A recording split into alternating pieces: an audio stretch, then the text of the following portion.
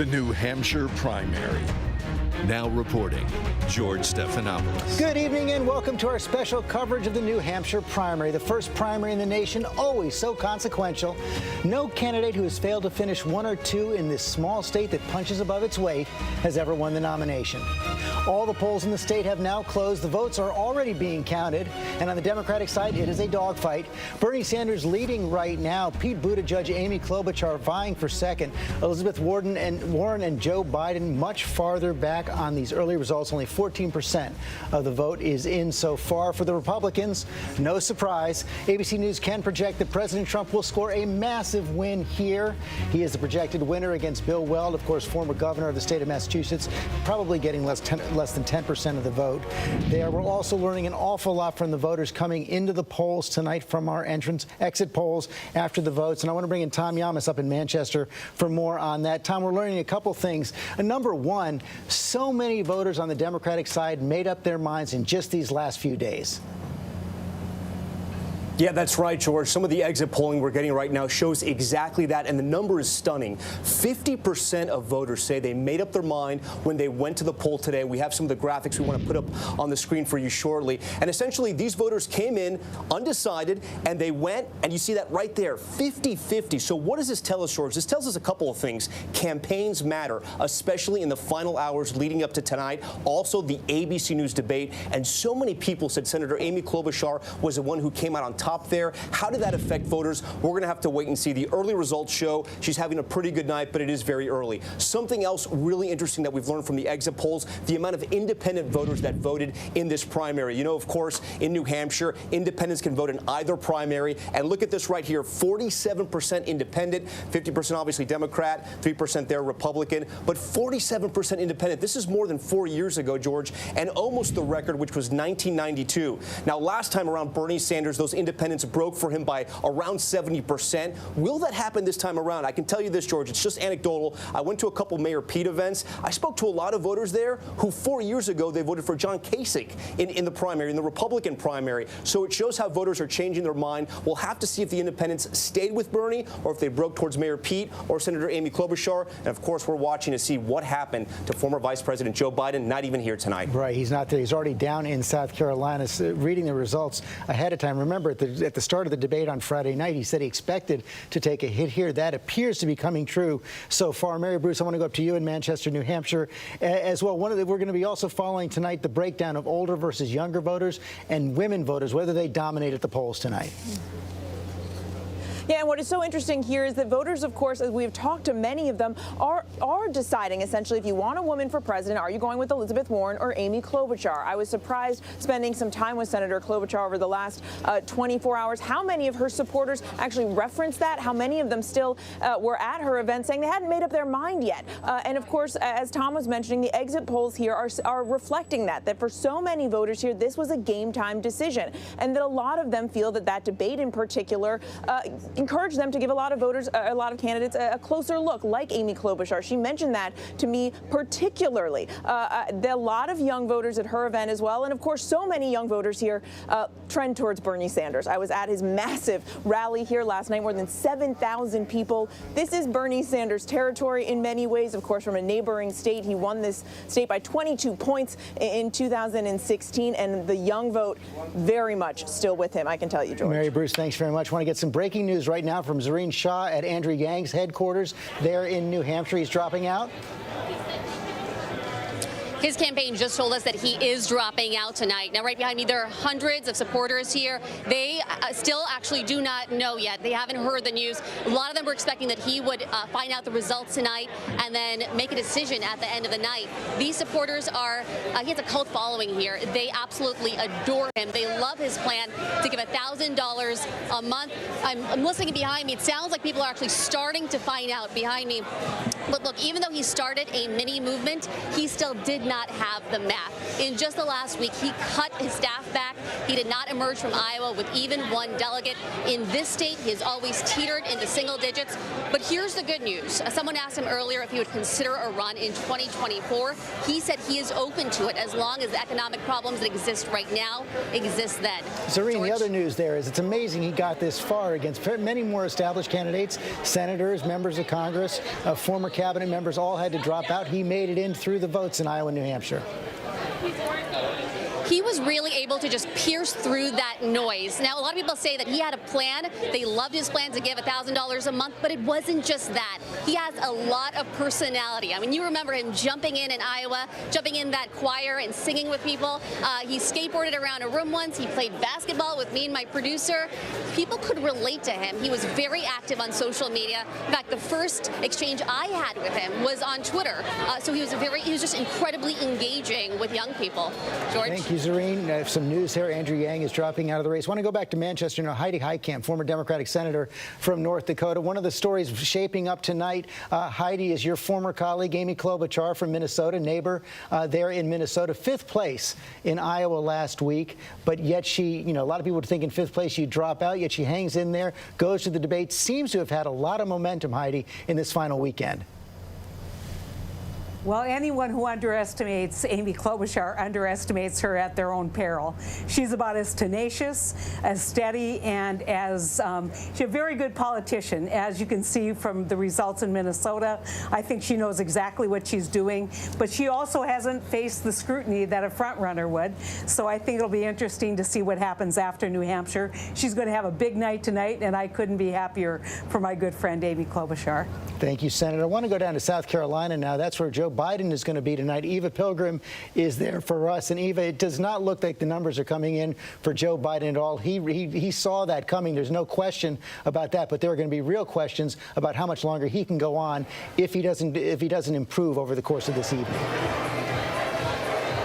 That's exactly right, George. You mentioned just a few moments ago how he basically conceded New Hampshire during the debate last Friday. They've said all along that Iowa and New Hampshire don't play to his strengths. And his campaign tonight, the messaging that they are putting out is that if you look at these first 2 contests, you're actually ruling out a lot of black and brown voices if you make a decision based on these first 2 contests alone. And that is why he decided to come to South Carolina tonight, to make sure that those people know that their voices are important and that he is listening, George. Okay, Eva Pilgrim, thanks very much. I want to bring that to Yvette Simpson right here, CEO of Democracy for America. Iowa, New Hampshire, what, 92, 93% of white votes here. Haven't seen African-American voters, Hispanic voters, Latino voters weigh in yet. The question is for Joe Biden is, does he have enough oxygen to get to South Carolina? That is the question for him, but I don't think he has much to lose. I mean, at this point, he expects to win big in South Carolina. You have to think about how small the delegate count is for these first 2, and he's hoping if he gets a big win in South Carolina, he can make a comeback. But we have seen South Carolina voters key off earlier results in the past, and there's no question that even in the last couple of weeks, from scant evidence we have, he seems to be dropping as he doesn't perform in the earlier stages. That's true. As I've said before, South Carolina voters want to get behind a winner, and if they think you're going to lose, they're not going to be with you. As much as they want Obama back, they want to make sure that they're with a winner. And I think that's where Bloomberg might get a little advantage in South Carolina, because these ads are starting to penetrate with some of these older voters, and they think that he is the one that can beat Trump. I do want to take that to John Carl. John Carl, you're actually at Mayor Pete Buttigieg's headquarters tonight, but you've been reporting on Mayor Bloomberg as well. He actually pulled a little bit of a surprise here in New Hampshire, even though he's not competing, winning those 2 votes on the Democratic side in Dixville Notch, and he became a big part of the story today. Yeah, I mean, it was a PR coup for him. He actually, there's only 5 voters in Dixville Notch, but because they vote first, they dominate the coverage every morning every 4 years. And he won. He called virtually all of those voters, and he won not only the Democratic primary in Dixville Notch, but the Republican primary as well. But here at the headquarters for Pete Buttigieg, I spoke with him just a short while ago, George, and he told me he absolutely needed a big night here in New Hampshire. He told me that he was competing to win. He may not do that, but the early returns here looks like he's going to have a big night. Quite a story for somebody that got into this race a year ago as the mayor of a small city in Indiana, South Bend, Indiana, wasn't considered a serious candidate, and here he is clearly in this for the long haul. Yeah, he is in the fight tonight. I want to go to Whit Johnson there at Bernie Sanders' headquarters in New Hampshire. And Whit, looking ahead, as we've said, Bernie Sanders is leading right now, but we can't call the race by any means yet. Of course, 4 years ago, he won against Hillary Clinton big, got 60% of the vote. George, that's right, but they are not expecting a close race like that this time around here in New Hampshire, or excuse me, a blowout win like 4 years ago. You talked about more than 20 points that he had over Hillary Clinton. They are expecting a very close race here tonight, but I can tell you I just spoke with a senior campaign advisor with Bernie Sanders who tells me that they feel like the basketball game just started and they won the tip-off. That's how he described it. He likes the early results that they're seeing right now, but they're not getting too carried away or too excited. They've got cautious optimism in all of this. He tells me that Bernie Sanders right now is with his top advisors in what he called a war room, watching the results come in. And we saw Sanders himself out at a polling location earlier today expressing confidence, saying that he likes his chances here as well. And again, the campaign going back to that ground game that we talked about in Iowa, knocking on more than 700,000 doors here in the state of New Hampshire. And when you put that into perspective and do the math, there are fewer than 300,000 registered Democrats in New Hampshire and just more than 400,000 registered undeclared voters. So the Bernie campaign literally trying to reach out and touch and talk to every single person in the state of New Hampshire who could cast a vote here in the primary. And they like what they are seeing so far, but trying to just wait and see as the results come in, George. Whit Johnson at Bernie Sanders' headquarters. Want to go over to Amy Klobuchar headquarters right now where Rachel Scott is. Have to imagine there's a lot of excitement there. They didn't even know this night would be coming in New Hampshire. That's right, George, and her campaign has been caught off guard by a lot of this momentum. They've been scrambling to fit as many supporters in as possible at some of her events, and tonight they're going to be looking to turn that debate moment into momentum. They want to capitalize off of what they thought was a strong performance by Senator Amy Klobuchar on that stage, and many voters that we have talked to agree. They like what they saw up there. After that debate, she raised more than $3 million, and then the turnout this weekend, 700 at one event, more than 1,000 at the next. That's the largest turnout that she has seen in the state so far. And in many ways, she is a candidate that has benefited from some of the chaos and the uncertainty over the Iowa caucuses. Normally, that fifth place finish would mean the end of the road for some campaigns. Well, tonight, her campaign is looking to seize on this moment in a state that has the power to surprise and disappoint, George. Yeah, she could be the surprise of the night right now. For all of you just joining us right now, we're covering the New Hampshire primary, and it is a dogfight on the Democratic side. Bernie Sanders is leading. As you see the results coming in right there, 17% of the vote is in. He's got about 28% of it, followed closely by Pete Buttigieg and Amy Klobuchar. That's one of the surprises of the night right now. She came in fifth in New Hampshire, vying for second in Iowa, vying for second here in New Hampshire, falling far behind Elizabeth Warren and Joe Biden right there. They're tough nights for them. I do want to go to Elizabeth Warren headquarters now, where Stephanie Ramos is on the scene. And Stephanie, of course, Elizabeth Warren, senator from Massachusetts, right next door, expected to do much better, had one of the biggest organizations in the state. It's looking like a disappointing night for her. Well, George, that's exactly what supporters were hoping for, hoping that because Senator Elizabeth Warren is across the way in Massachusetts, a senator from Massachusetts, they were hoping that could work to her advantage. But I can tell you there is a different vibe here in New Hampshire compared to what we saw in Iowa. Some folks are excited and some folks are kind of setting themselves up for a disappointment. But I can tell you from what we've seen here on the ground, Senator Warren's focus has been different. She has been focused on getting as many campaign events on her schedule since Saturday. She's had nearly a dozen, and she's gotten more personal with voters, a lot more personal at her events, talking about her decision to go to college and also bringing up her Senate race in 2012 when she was up against incumbent Scott Brown, calling that race painful, but also emphasizing that she won.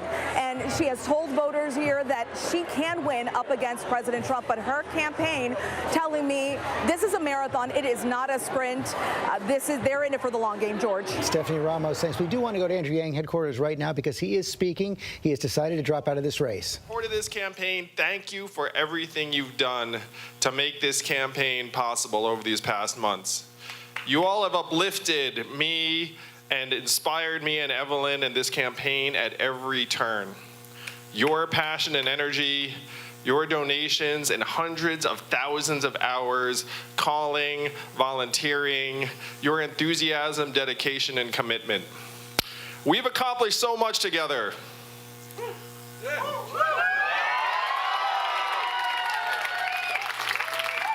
We have brought a message of humanity first and a vision of an economy and society that works for us and our families to millions of our fellow Americans.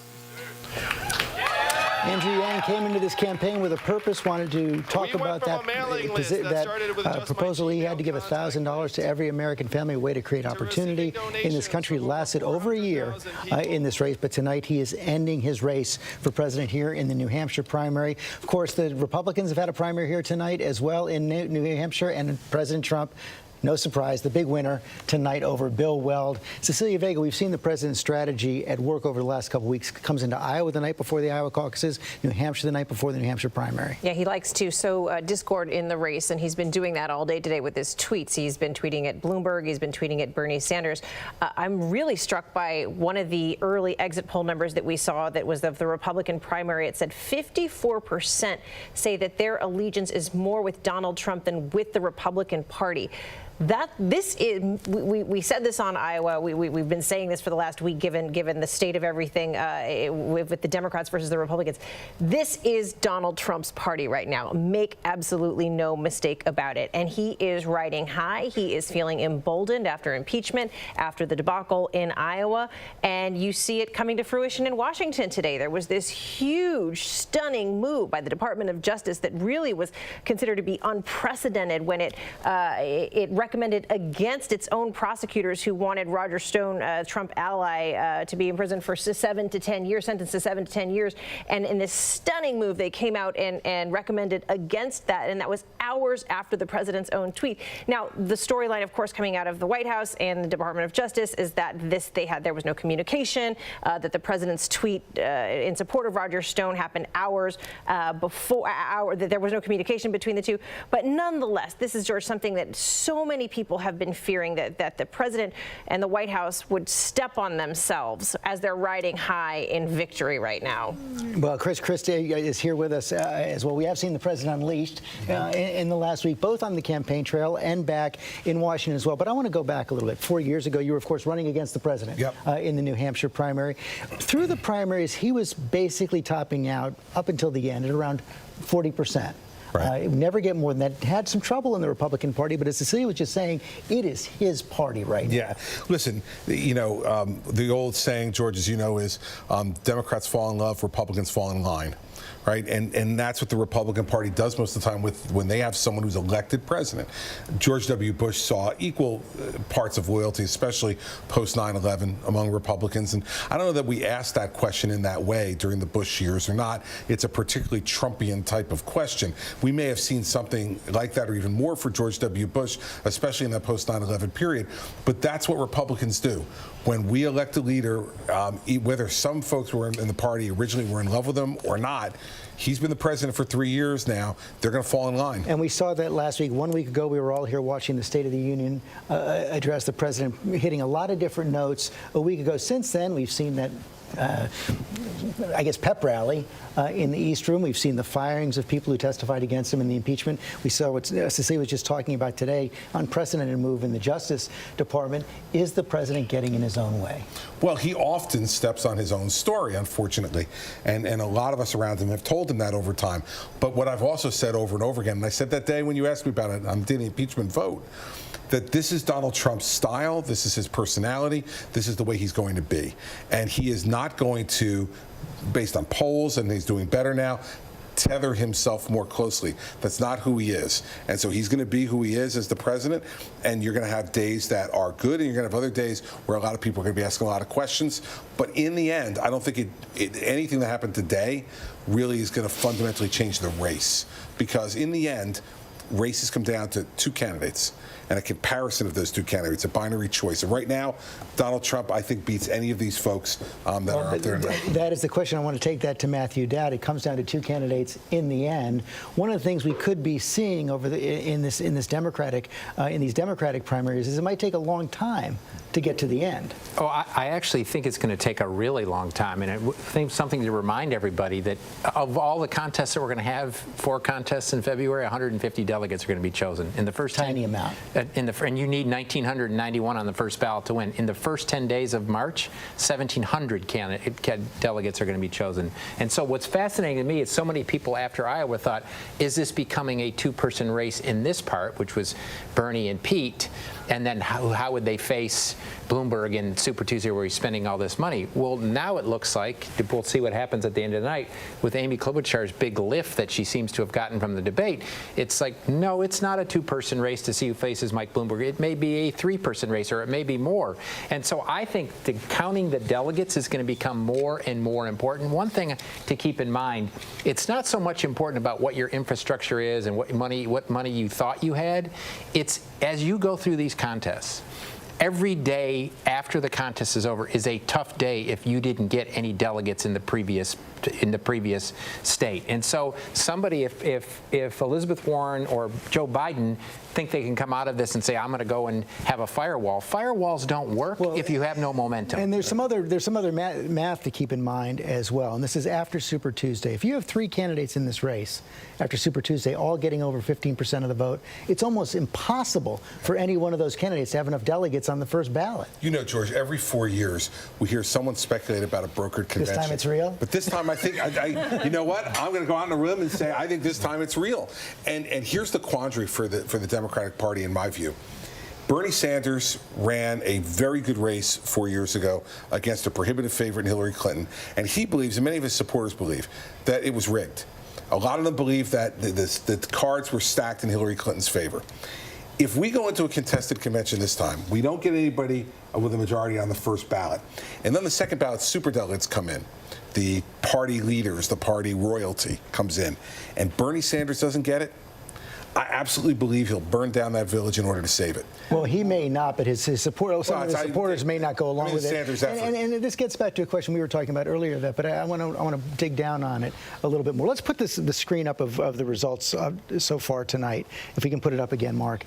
If you look at that, everybody who's up there right there, Bernie Sanders has not historically won a lot of African-American votes, despite the fact that he was in the civil rights movement. Pete Buttigieg facing real questions about his tenure as mayor of South Bend.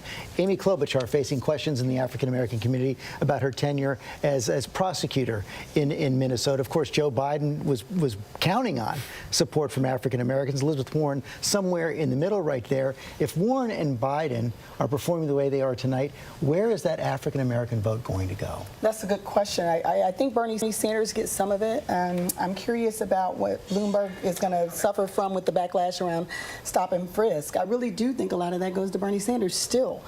He's got a very diverse team. He's got a lot of arms and legs in South Carolina. Last time I checked last week, he was within 5% of Biden in South Carolina. I don't think, though, that Biden drops out. I don't think he has anything to lose by going forward to South Carolina. He's putting all of his eggs in the basket. I don't think Elizabeth Warren drops out. She's got the infrastructure. Campaign manager put out a memo today saying 57 states she's got infrastructure in, and so she's expecting to be able to go forward. Right. Well, I mean, it just depends. It depends on how she's parsed it. It depends on where her support comes from. We're going to have a real reckoning in the Democratic Party about the fact that Iowa and New Hampshire, 2 of the more white states, New Hampshire with a lot of independent voters casting their vote, about whether they should be first. And I think that is part of the conversation we're going to have, particularly if this race ends up being determinative for people like Biden and for Warren. I would, for looking at this, and we'll see as the night goes on the results, but if the results stay roughly where they are now and Bernie wins, but not by an overwhelming amount, he got 60% last time, and let's say he gets in the 20s and he doesn't get 30, above 30, if I were them, I'd be real concerned about what this race is telling me. He got half the vote he got in Iowa last time. He's getting less than half the vote he got in New Hampshire this time. And there seems, if this is developing a lid for Bernie Sanders in this, which is the race narrows, it becomes problematic. The problem for Amy Klobuchar in this is, does she have a second gear? Does she have a gear to go on to the next thing? Yeah, I want to bring this to Heidi Heitkamp, because another way to think about this, Heidi, is if you add up the votes that so far, at least, Bernie Sanders, Elizabeth Warren are getting basically the more liberal, progressive side of the party. Add up on the other side the votes that Amy Klobuchar, Pete Buttigieg, and Joe Biden are getting. It comes down to about 52% or so for the moderates, 37% for the progressives. That is the split in the Democratic Party right now. Well, absolutely, and I think that both sides are trying to get their side to coalesce. So if Elizabeth drops out, what does that mean for Bernie's momentum?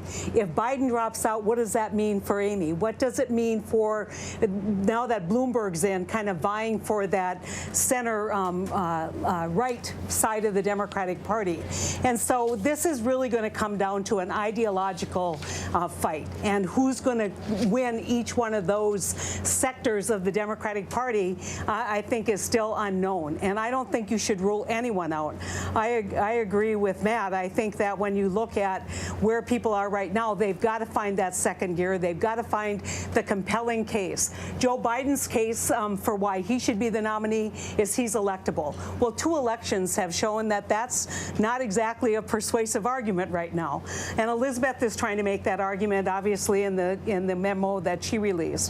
So it's going to be interesting to see what the fallout is. But I think that we're gonna see this as a primary season where Iowa and New Hampshire do not have the bounce or the momentum that they have had in the past. That may be one of the stories of tonight. So far, what we know tonight is a dogfight on the Democratic side. Bernie Sanders is leading right now, as you see there, with about 23% of the vote, and he's got 28% of the vote. Pete Buttigieg and Amy Klobuchar vying for second right now, far behind Elizabeth Warren and Joe Biden. Rough night for those 2 Democrats tonight. I want to go back to Mary Bruce. And Mary, one of the things we saw at the debate on Friday night was Bernie Sanders trying to strike that note that he could be the Democrat who united the party. He's always been on the side of being the fighter in the past. Mm-hmm.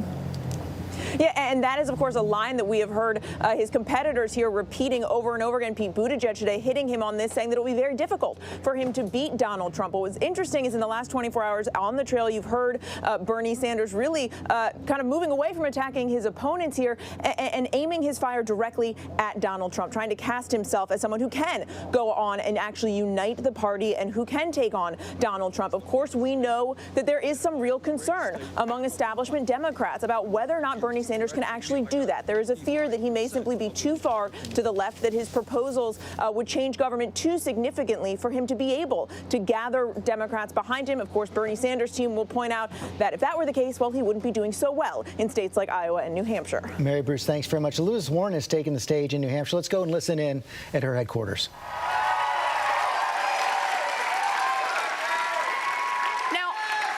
Never my plan to run for office of any kind. We're glad you did. Well, good. But not my plan. And I have been in this fight, though, this fight for working families for decades. I fought credit card companies as they tried to trick and track consumers. I fought our own banking regulators to hold them accountable during the financial crash. I fought to build a new federal agency to protect consumers from predatory financial institutions.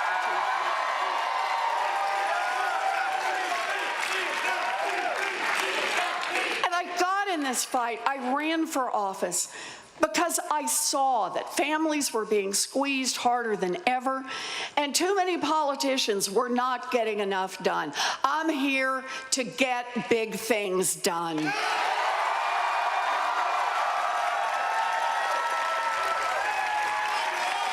Because here's the thing about politicians.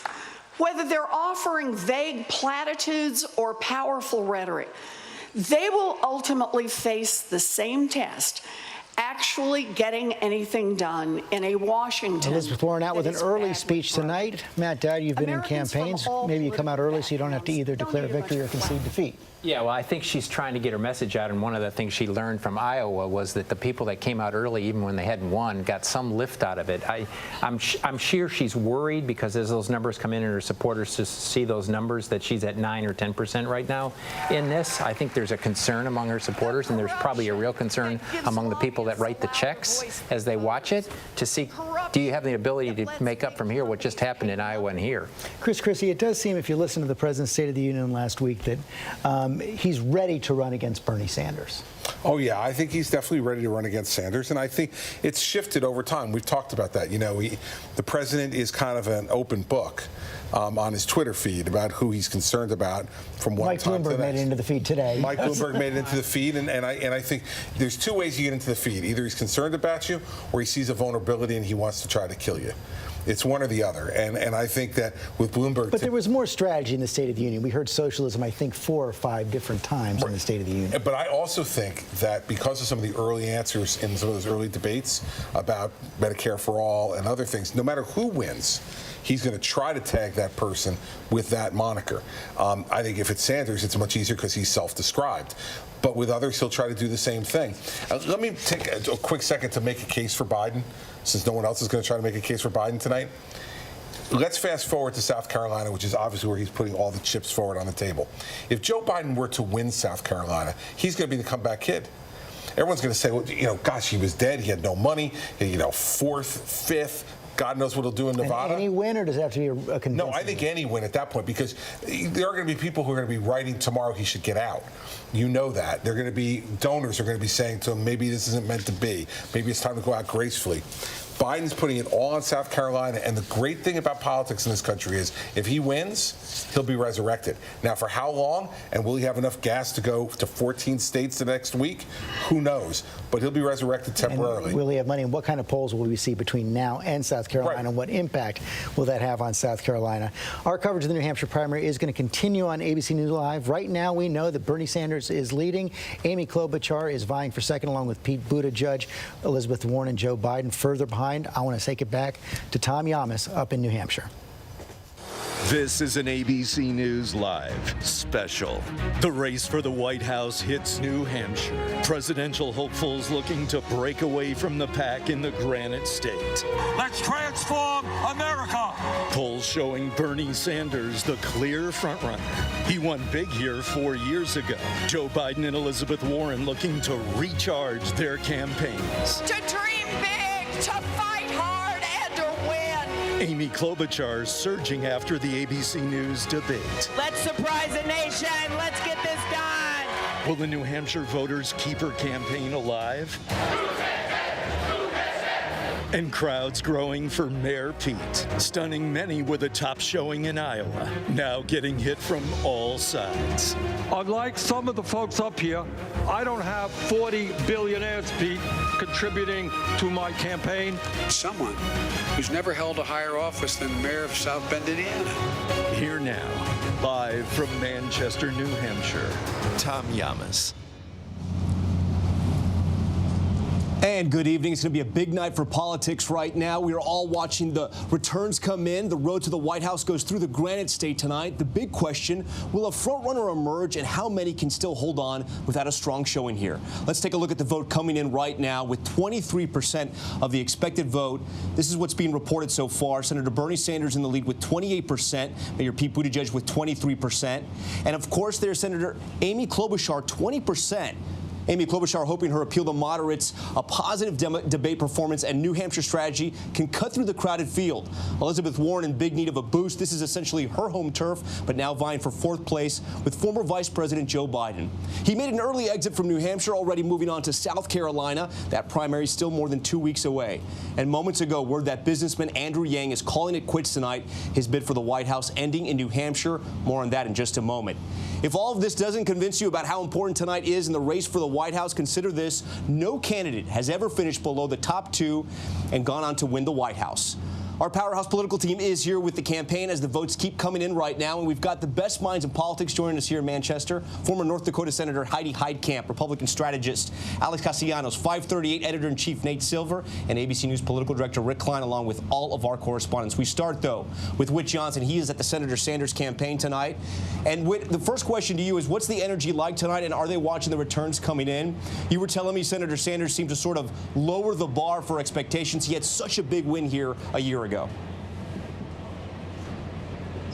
Yeah, Tom, that's right. They were saying that they expected to be a close race tonight no matter what. They were not expecting something similar to what happened 4 years ago when he beat Hillary Clinton by more than 20 points here in New Hampshire. So that said, they are feeling really good. And in fact, we just heard from one of the advisors who is in the so-called war room with Senator Sanders tonight, watching these results come in. They feel great about what they're seeing so far, but they know that this is going to be a long campaign ahead. Again, they contribute most of this to the ground game, the mobilization, all the work that the volunteers have been doing here in New Hampshire, knocking on more than 700,000 doors. And for a campaign that has been somewhat tame between the candidates, these past couple weeks have really heated up, and it's gotten nasty. And Bernie Sanders was taking heat from all directions. He had Mayor Pete Buttigieg going after him on a variety of things, calling out his political revolution, saying you're leaving people out, questioning whether his policies could actually be paid for. Then you had Joe Biden also attacking him and the president. And I'll tell you, I was at the President Trump's rally last night here in New Hampshire, and the president talked about the socialist agenda for the Democrats, really trying to box in all the candidates into that. And so we've seen a number of voters as well that we've been speaking with address that as well. But at the end of the day, there is so much support for Bernie Sanders here in New Hampshire. His campaign, again, cautiously optimistic. They like the mobilization of the campaign here, but they're also showing that they can walk and chew gum at the same time. They're also planning for the next big contest. And in fact, Bernie Sanders, at the end of this week, on Friday, he's going to North Carolina. Then he's going to Texas. Then on Saturday, he's going to Nevada. So they're already looking ahead to the next contest and to Super Tuesday. They're spending millions of dollars already on television and digital ads there. So they're in it for a fight. And I just spoke with one of his campaign advisors a short time ago. He said even though they are leading, and even if they got a win here and were considered so-called front runners, they consider themselves the underdog in this no matter what, because Bernie Sanders gets heat from all sides of the political establishment, whether it's Democrats or Republicans, Tom. All right, Whit Johnson for us at the Senator Sanders watch party tonight. We'll wait and see what Senator Sanders has to say. It's still very early, but from the returns coming in, it looks like Senator Amy Klobuchar is doing well, at least at the front part of this night. Let's go over to Rachel Scott tonight. She is in Concord, New Hampshire at the Senator Klobuchar watch party. Rachel, talk to us, because Senator Klobuchar, she had that debate performance. She got positive reviews for it, but she also had an interesting strategy as she traveled through New Hampshire. That's right, Tom. She really wants to connect with voters one-on-one here. She knows that she has to make up for lost time, that she was pulled away from the campaign trail for that impeachment trial. And this is a state that has the power to surprise or disappoint. And tonight she is certainly hoping to be the surprise. And you're right, she is trying to seize on that debate performance. Her campaign thinks it was strong, and voters tell us they liked what they saw up there as well. Her campaign raised more than $3 million after she walked off of that debate stage. And then after that, she had more than 1,000 people turn out at one event, 700 at the next. She saw her largest show of support in New Hampshire that she has seen in this campaign so far. Her campaign tonight is looking to capitalize on that. And one thing that I do want to note here is just the ground game. Senator Amy Klobuchar has one of the smallest field operations, just 6 campaign offices, 30 paid staffers. You compare that to someone like Senator Bernie Sanders, who has 131 paid staffers here, 17 field offices. It is remarkable to see her gaining some momentum here, and a lot of that comes off of that debate, Tom. Yeah, and Rachel, tell me about the age of voters, what we know so far from some of these exit polls about the people who are supporting Senator Klobuchar tonight. Well, we're seeing that she's doing well, Tom, with older voters. And if you remember from 2016 exit polls, older voters made up 16% of the vote, 45 and older, 60% of the vote back in 2016. And so as I have been crisscrossing this state, talking to a lot of voters, they didn't really have her at the top of her list prior to this debate. They said they went down their list. They were trying to whittle down this field, go here or there. And they said they really liked what they saw on that debate stage. It created a spark. And so they came out, they turned out for her events this weekend, and then they liked what they heard. She's been pitching herself as this progressive but practical candidate and trying to wedge herself in between former Vice President Joe Biden and Mayor Pete Buttigieg. Now, she says that she's right in the middle when it comes to age between these two candidates, and she has hit Mayor Pete Buttigieg for not having enough experience. She believes that she has it to take the White House, Tom.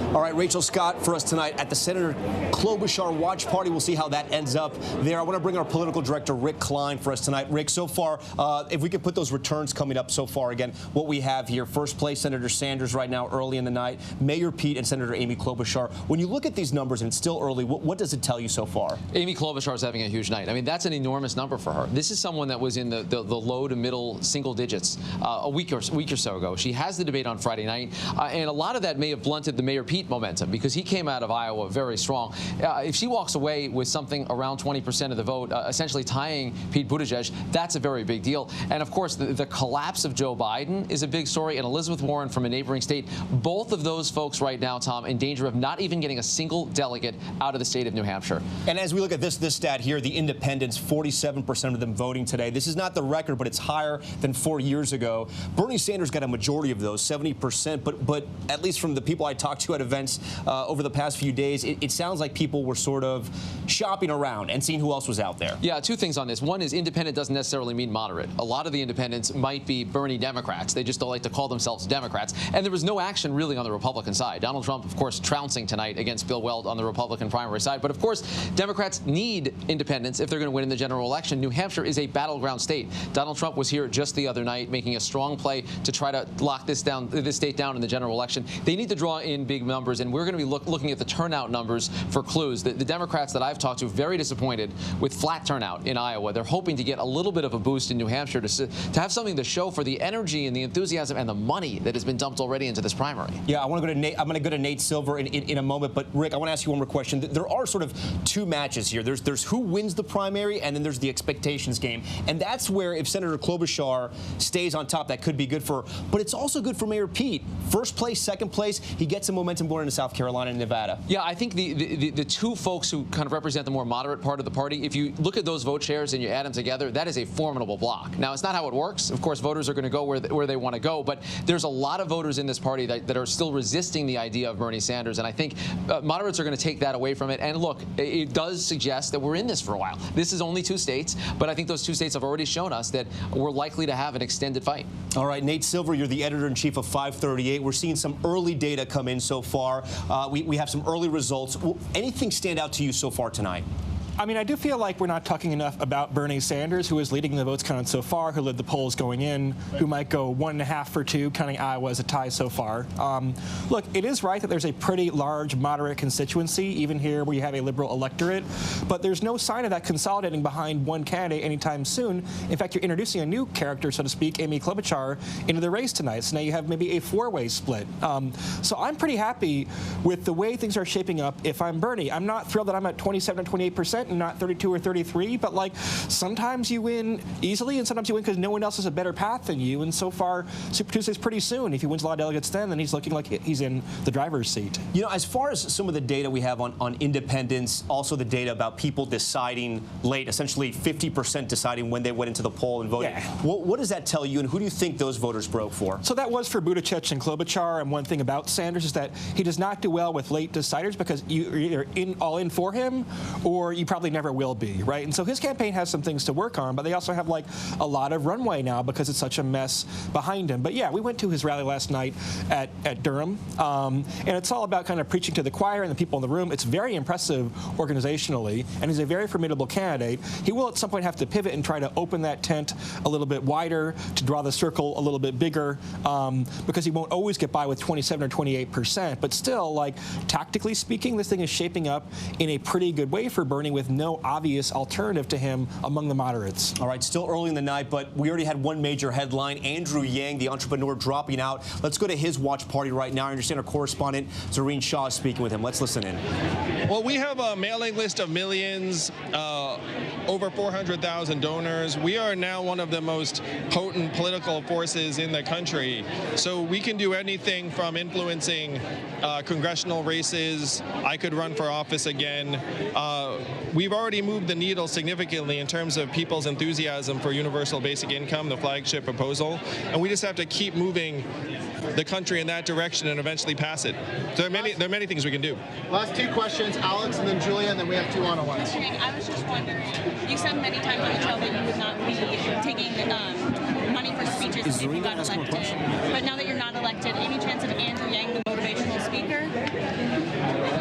someone wants to learn about the ideas of this campaign, like the fourth industrial revolution, the fact we have to humanize the economy, the need for universal basic income. Hey guys, if you can hear me, we're going to do it separate from this gaggle. We have a one-on-one with him for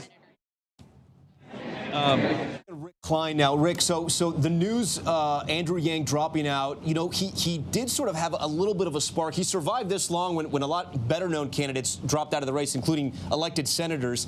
He had a great digital presence, really interesting digital campaign. Where do the Andrew Yang voters go? Senators, governors, former cabinet secretaries. He outlasted a whole bunch of folks.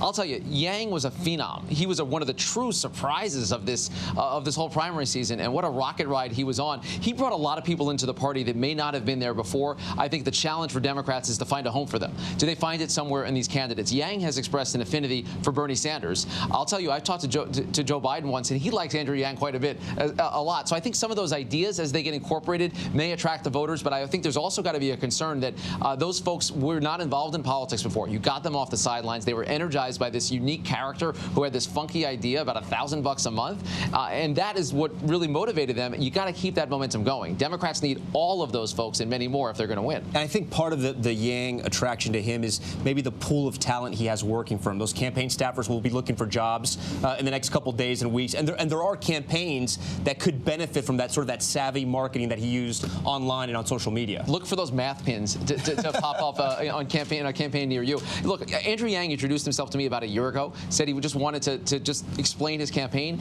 and I thought there's no way this guy's going anywhere. Kind of an interesting thing. To see what he achieved in this, to bring a brand new idea into the conversation is really something. And he was one of just 7 folks on that primary debate that we hosted on Friday night. That's a pretty incredible thing. And I think those folks are going to look to find somewhere in politics. And as you know, Tom, a lot of the folks that were showing up at Yang rallies in Iowa and New Hampshire, they were former Trump voters.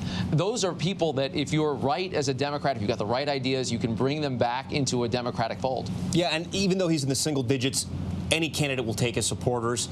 He said before he thinks they go to Bernie. We'll have to wait and see. All right, I want to bring in Senator Heidi Heitkamp and Alex Castellanos. So we have some of the results. I want to put them back on the screen if we can of what it's looking like so far early in the night right now, at least with the top 3 candidates. And we'll talk about Senator Warren and Joe Biden after that. But look, Bernie Sanders on top, 28%. Mayor Pete at 23%. This is with 32% of the vote in right now.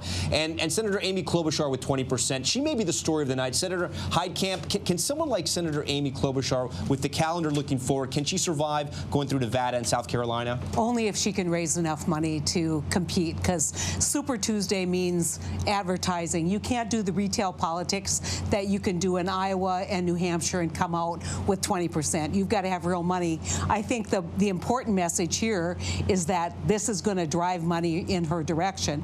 Now, I don't know what happens with Elizabeth Warren. I don't know what happens with Bernie, but nobody's getting out. But what's interesting about these, and I've been doing some quick math, and I'm not always good at math, unlike Andrew Yang. I need to get a pen. Maybe that'll help. But 90% of the voters of New Hampshire supported these 5 candidates. That means all of the other candidates, and Michael Bennet just dropped out, there's really nothing to recommend Tulsi Gabbard. There's nothing. I mean, I think we have, in fact, narrowed the field tonight with 90% of the voters supporting the top 5 here. Yeah, the race has taken a turn, Alex Castellanos, but it still looks like the vote, there's a lot of vote to get out there tonight. We'll see how the vote ends up. And when you look at the top 3, I mean, there's a clear front runner, at least at this part of the night, but they're not that far apart. So you seem like you're getting some crowding, at least among the front runners. There is some separation, though, tonight. I think Bernie Sanders clearly has staked out a lane. He's won 2 primaries now in that lane. He is the leader of the Ocasio-Cortez wing of the Democratic Party. What's not settled is the other side of the Democratic Party. Who's the leader of that? If Joe Biden disappears this evening, if this is the end of a very long and distinguished career of public service for Joe Biden, who fills the Biden vacuum? And, well, that's up in the air even more tonight than it was at the beginning of the evening, because Amy Klobuchar is now a contender. And by the way, even until she gets money, she is going to get the red-hot media spotlight in a way it's going to be worth billions of dollars. Well, maybe hundreds of millions of dollars. How about that? millions, huge. So, yes, she's going to get a shot here, but Mike Bloomberg is still out there hovering over this primary like a ghost. That has not been resolved, and I think that does mean a longer process. Nate Silver, you look like you want to get on this talk. I mean, it is worth noting that we have had very few African Americans weigh in. New Hampshire has about 1.5% of the population being black. The widest state in the union. Yeah, and so, you know, we don't know whether Biden's theory of the case is intact yet until we see actually some polling from South Carolina. There is national polling showing that the black vote is becoming more up for grabs. By the way, Bernie does very well among younger African American voters. But that is a valid case to make, that we ought to let all four of the first four states vote. I would not say that getting 9 or 10% is a good portent for how you would do in most states, but it could be very regionally driven. All right, Nate Silver first. I want to go to John Carl, our chief White House correspondent. He's at the Mayor Pete Buttigieg Watch event tonight here in New Hampshire. And John, I know you got a chance to speak with Mayor Pete about a variety of issues, but you actually did get to talk to him about Michael Bloomberg. Tom, it's very loud here. Can you come at me again? I didn't hear that last part of that question. Yeah, no worries. I said you got to talk to Mayor Pete Buttigieg on a variety of issues, including about Michael Bloomberg. Yeah, I mean, this was something I talked to Mayor Pete Buttigieg just a few hours ago, and he really went after Bloomberg on the issue of the stop and frisk policy and these audio tapes that came out, and said, you don't Xerox people. That was a quote, seizing on a quote from Bloomberg. This is a fascinating night here because you see Mayor Buttigieg had told me that he needed a big night here. He thought he absolutely was competing to win. So he probably doesn't win here. At least it doesn't look that way now. We'll see. They're still in the fight. But it's certainly a big night. And a big night when you consider just how far he has come in this campaign. I mean, this is the mayor of a small city in Indiana who nobody paid any attention to when he got into this race, was considered, you know, the longest of long shots. Strong showing in Iowa, now a very strong showing here in New Hampshire. And if you look at the exit polls, Tom, the interesting thing is just how much he shares with Amy Klobuchar. They both did very well with voters who said it was time to unite the country. That's obviously a strong contrast between that and those who are supporting Bernie Sanders, who is somebody they believe that can bring real change, the progressive wing of the party that wants a progressive revolution in this country. Amy Klobuchar and Pete Buttigieg, and now we'll see beyond here, perhaps Mayor Bloomberg as well, will be competing for that more moderate, mainstream establishment wing of the Democratic Party. You know, John, something else that's interesting is that Mayor Pete, he gets that bump coming out of Iowa. He's essentially a progressive, but he's also trying to wrestle the moderate wing of the party as well. He was attacked from every side over the last week and even at the debate, and yet he may still come out in second place, which would be a strong showing going into South Carolina and Nevada. Yeah, it's really something else. And the question is, does this carry over to Nevada and South Carolina? And obviously, we're going to more diverse states. It's a challenge for both Klobuchar and for Buttigieg. Can they win now as we get beyond these two predominantly white states?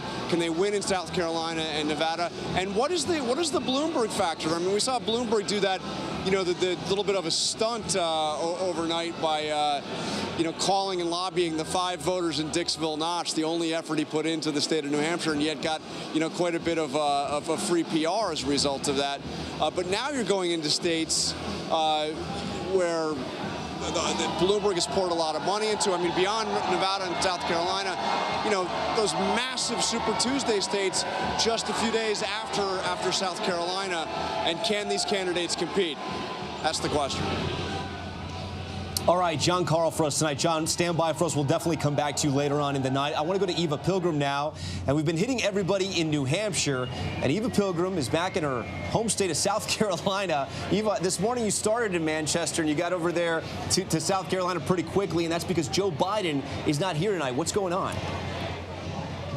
Yeah, I saw you in the hotel on my way here to South Carolina, rushing to the airport. Biden made a game time decision, a last-minute strategy move, deciding to come here to South Carolina, his team all along has said that they didn't think that he would win in New Hampshire or in Iowa. And so tonight, their idea is a strategy move. They've come here pointing out the fact that if you were to choose the nominee based on just those first 2 states, you rule out the voices of a lot of black and brown voters. And Biden has come here tonight saying that he is here listening to them, that he cares about what they have to say, and he's doing well here in South Carolina. His campaign has all along, from the very beginning, said that his road to the nomination runs through South Carolina and through those Super Tuesday states. They have pointed out repeatedly that he does better in more diverse states, and they are counting on the fact that he will play well with those minority voters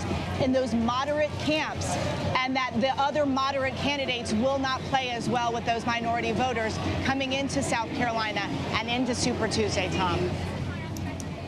Eva, did they explain to you, or is there a reasoning why they just sort of, I don't want to say they gave up on New Hampshire, but the ad spending wasn't there. His time after the new year here in New Hampshire wasn't there. He wasn't doing a whole lot of media up until the end.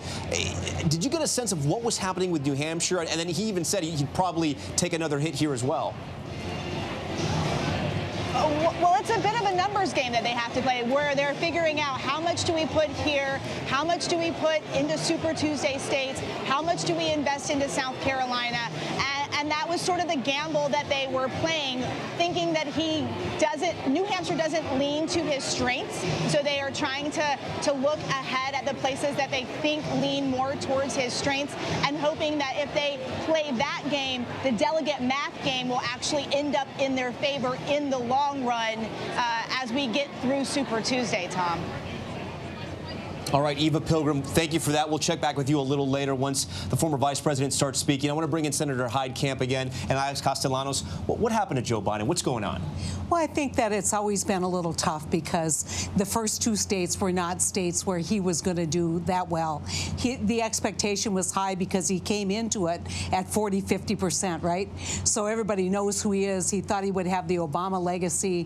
That didn't work out. He's the former vice president. I know, he's got the most name recognition of all the candidates out there. He had a foundation once he started. Something must have happened in these first 2 states. I don't know. I think that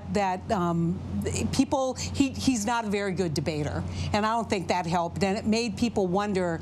His theory of his case was electability. But people saw him on the stage not doing well, and they could envision what would happen if he were standing next to the President of the United States. And I think that's why somebody like Kamala Harris did so well in the beginning, because they saw her as feisty. That's why Amy's doing well, because they want somebody who can stand on that stage with the President of the United States and speak their mind and get their point across and win a debate against this president. But Alex, it seems like it's a mixed message coming out of certain Democrats here, not just Senator Heidkamp, but if the top issue is electability, both from the entrance polls in Iowa and the exit polls now in New Hampshire, electability is the most important thing. And Joe Biden's argument was electability. What's happening? Well, Joe Biden turned out to be making an argument that he couldn't uphold. He wasn't the most electable candidate, and he never has been. He said he was, but that didn't make him that. And when did we find out? When he couldn't even compete with other Democrats in Iowa. Democrats are not going to put a candidate, maybe whose best years are behind him, who can't express himself with the clarity of thought that he used to.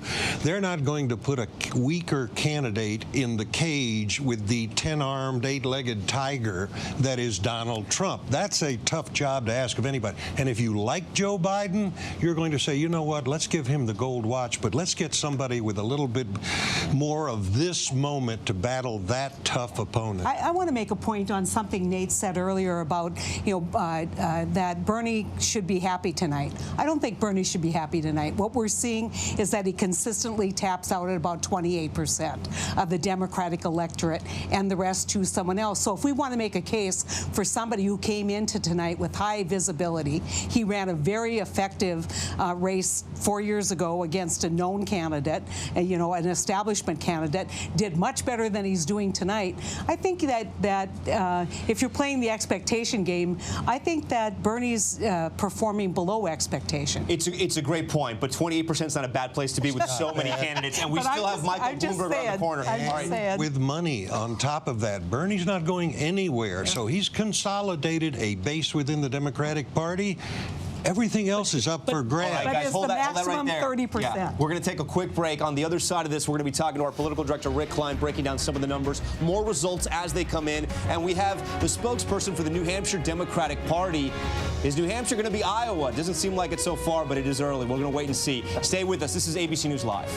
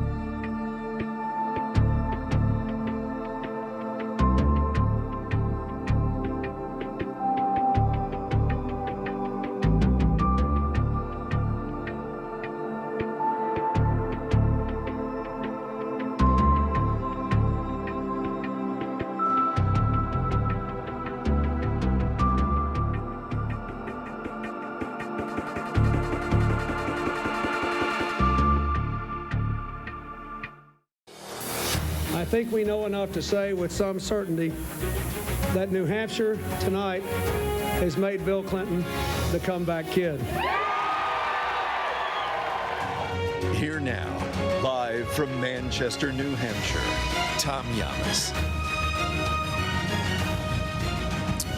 Historical moment right there from the 1992 primary. Bill Clinton coming in second place, yet essentially declaring victory. I want to bring in our political director, Rick Klein. Rick, as we said earlier, there's the person who wins the New Hampshire primary, and then there's a person who wins the expectations games. The late Paul Tsongas won that primary, but Bill Clinton went on to be president and win re-election. Tonight, who's going to win the expectations game, do you think? That's such an instructive moment for exactly that reason. Paul Tsongas got almost no credit for it. And Bernie Sanders, he's having a big night. Give him all credit. He won this state by 20-something points 4 years ago. Of course he's going to win, right? That's going to be the perception. Amy Klobuchar going from almost nowhere to the top tier tonight alone is going to make that a big storyline. Pete Buttigieg as well, very strong night, but Klobuchar looks like she's going to be at least a secondary headline in there and going to get a very serious second look as a result of what looks like just a very strong close. People were impressed by her performance, and it seemed like she is part of the conversation again. Rick, this is the latest reporting we have of the votes coming in so far. 38% of the expected vote reporting. Bernie Sanders still on top at 28%. Mayor Pete 24%. And as you mentioned, Senator Klobuchar at 20%. Elizabeth Warren and Joe Biden trailing. Elizabeth Warren at least in double digits at this point. This was her home turf. But I also want to talk to you about something else, because a lot of the voters said they decided once they got to to the polling sites and decided once they started voting, the debate mattered here. Yeah, and we saw that directly. It was one of the exit poll questions, and people responded like, yeah, this is a really big deal of a debate. We knew that in the moment because we knew that people were watching. But look at this. Was it a factor? Was it not a factor? 7 in 10 saying it's a factor. You combine that with what we know, which is almost half of voters saying they made up their mind in recent days or even today. You know that this was a lot of late deciders, and everything that was happening was the pregame. People tuning in extremely late here. There's no early vote to speak of in New Hampshire, so everyone voted today, and they voted thinking about that debate and thinking about the news cycles that followed. All right. Somebody we haven't really spoken a whole lot about tonight is Senator Elizabeth Warren. She got some knocks for her performance at the debate. I want to go to Stephanie Ramos now. She's at the Elizabeth Warren watch party tonight, and Elizabeth Warren has actually already spoken. The watch party is wrapping up. I know you spoke to her earlier today. Let's listen to that. Well, the results are still coming in from across the state, but right now it is clear that Senator Sanders and Mayor Buttigieg had strong nights. And I also want to congratulate my friend and colleague, Amy Klobuchar, for showing just how wrong the pundits can be when they count a woman out.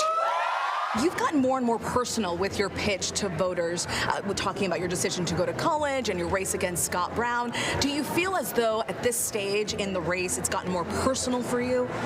You know, it's been personal for me from the beginning. But one of the things that I realize is that voters have a right to know not just the policies, but also the heart of the person they're going to pick for president of the United States.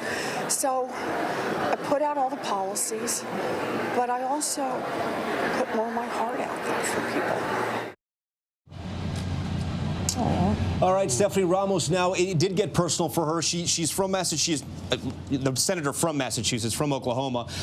Stephanie, where does the campaign go from here? I know they released a memo. What's their plan looking at the states going down the calendar now? Well, right now, Tom, the campaign tells me that they are headed to Virginia, which is a Super Tuesday state, which really shows us that they're not slowing down. They are in it for the long haul. Her campaign telling me that they're playing the long game, so this isn't over for them. But after all that confusion in Iowa with the delay in the vote count, Senator Warren and her team are really hoping to break out tonight. And with Warren being a neighboring state senator from Massachusetts, a lot of her supporters that we spoke with believed that for a while that would work to her advantage. It doesn't seem like it has tonight, putting her in the top 3. But as you heard Senator Warren on that stage, and she's actually still on the stage taking selfies with her supporters, the line wraps around the room. But on that stage, she, as you heard, congratulated Senator Bernie Sanders, Pete Buttigieg, and Senator Klobuchar. But she says that the fight isn't over. But she did share her main concern, and this is something that we heard from her last night in Portsmouth. She says she's concerned the Democratic Party will be torn apart. She says this race isn't about emerging under candidates, but it's about emerging as a Democratic Party and unifying. And that's her message, and that's been her message to voters across the state here in New Hampshire, that she is the candidate that can unify the party. Tom. All right, Stephanie Ramos for us.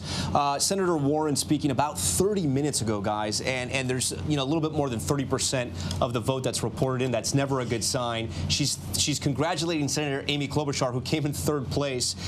What's going on with the Warren campaign? Is the message of unity is it too early for that? Senator Booker tried that. Senator Harris tried that. It doesn't seem to be working. You know, it's really interesting because there was a point in time that everybody thought Elizabeth was exiting the stage. And then she started the surge. She's the woman with the plan. She surged forward. She got the scrutiny that a top runner gets, and you saw what happened. Don't count her out, but I think this isn't a good night. But the one thing that I think you need to realize, she's not necessarily a Northeastern candidate. Elizabeth has a huge national following. She has a huge fan base across the country. As a 2-year senator, she had 3 million Facebook followers. As somebody who won in a red state, right. How do you think she does in South Carolina? In in South Carolina, I think it really depends on how you get organized and whether she can motivate minority voters. But the one thing about South Carolina, you can knock New Hampshire. New Hampshire has the potential of voting for a Democratic president. right? Yeah, it was very close four years ago. South Carolina will not vote for a Democratic president. Iowa has at least a small percent chance of voting for a Democratic president. So I would argue that victories in Iowa and New Hampshire are pretty meaningful in terms of the general election ballot. But maybe there are other ways to look at what happened to Elizabeth Warren, too. And one of them is she tried to appeal to Bernie's voters, but she was not quite as radical and revolutionary as Bernie. She tried to appeal to, let's say, the more moderate conservative type voters of Buttigieg and Klobuchar, but she's not quite as moderate there, and I think she may have fallen between the sawhorses.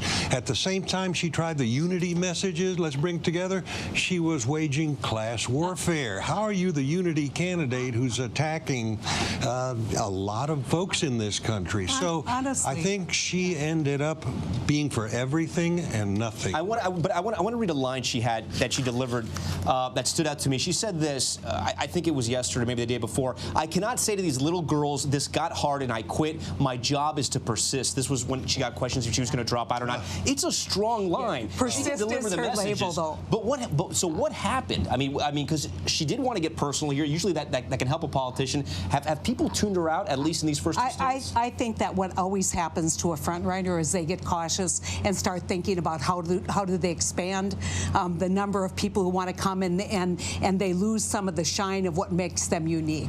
And so as she was becoming a frontrunner, I think her idea of expanding and then going beyond kind of those core messages, I think you can see Elizabeth going back to the core messages, not necessarily the unitary. But something else happened to her, too, and it's just a bit of bad luck, and that is Bernie Sanders had nothing to contribute to this race. He was, you know, socialist emeritus from the last race. He kind of won the hearts of all the Democrats. Everybody was for Medicare for all of some version, but he was done. And then all of a sudden, he gets Ocasio-Cortez and these young, hungry kind of socialist element of the Democratic Party. Oh, my God, he's the Pied Piper for a new generation. Bernie was renewed. He got the future of the Democratic Party, and that sucked a lot of wind out of Elizabeth Warren, because that was where she was. She was Bernie 2.0. But so Bernie's renewal hurt her a lot. But Elizabeth knows that that portion is only 30%, and you need to expand. She was already transitioning, I think, to a general election. Maybe too early. Yeah, maybe too early. And I think that's always the danger. When you get to be kind of a front runner, you're too cautious. That's always what happens to front runners. And you've got to be, Bernie's going to stick to his core message because he literally is, I mean, he's a believer in his revolution. He's never going to deviate from it. And that's going to be attractive to 30% of the Democratic voters. Not 30% of the voters, 30% of the Democratic voters. And there's a real risk in that. Speaking of expanding, the list of candidates is going to expand very soon. And joining us now live is Senior National Spokesperson for the Bloomberg campaign, Sabrina Singh.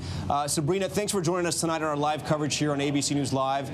We talked to you again in another election that your candidate that you work for is not involved in. Did okay in that first precinct that reported, made some phone calls and got some headlines out of it. Smart play there. I'm wondering, is former Mayor Mike Bloomberg, is he watching the results tonight, and who is he pulling for? Yeah, well, thanks so much for having me on tonight. It's an exciting night in New Hampshire. Obviously, we're watching the returns here. I think all of us, Mike included, are all watching to see who emerges as the victor from the New Hampshire primary. But look, you know, we know that this race for us really begins on Super Tuesday and beyond. These are the states that are going to be the battleground states that will deliver who will be not only the Democratic nominee, but who can defeat Donald Trump in November. So we're focused on states like Michigan, Pennsylvania, California, Texas, Arizona, Georgia, Wisconsin. We have been laying the groundwork there in these large states that not only deliver massive delegates, but also are going to be crucial to defeating Trump in November. We know that we have to win back those voters in 2016 that did not turn out for Hillary Clinton, and those voters that did turn out during the 2018 midterms. We need to motivate them again to turn out in the presidential and vote for Mike Bloomberg. You know, Tom Steyer spent a lot of money, and it was unclear how much it was helping him, if at all. Your boss is spending a lot of money now, the most money, more than $300 million, I think was the last check. But you guys got some promising news this week with that Quinnipiac University poll that had him in double digits. What was that moment like for the campaign? We're so excited. I mean, we just got our third qualifying poll today towards the debates. We're one poll away from officially qualifying, and we really want Mike's voice to be on the stage. We really want Americans to hear from him, to hear what he has to say, to hear his vision for the country. But I think why Mike is resonating is because his message to voters all across the country, diverse voters, is that I can bring this country together. This is someone that ran the biggest city, one of the biggest cities in the country, and he's a doer. This is someone that gets it done, and that's actually our slogan, Mike will get it done, because he's someone that, whether it's taking on the NRA and creating one of the biggest groups in the country to end gun violence with Every Town for Gun Safety, he reduced New York City's carbon footprint more than twice the national averages, and this is someone that actually grew the New York City economy, brought back clean jobs, made it so people were actually feeling their paychecks, feeling the economy working for them. That is what people want in the White House. Sabrina, speaking of his tenure as New York City mayor, I'm really confused. Some audio came out today from Mayor Michael Bloomberg seeming to side with stop and frisk, comments that likely offended many in the minority communities.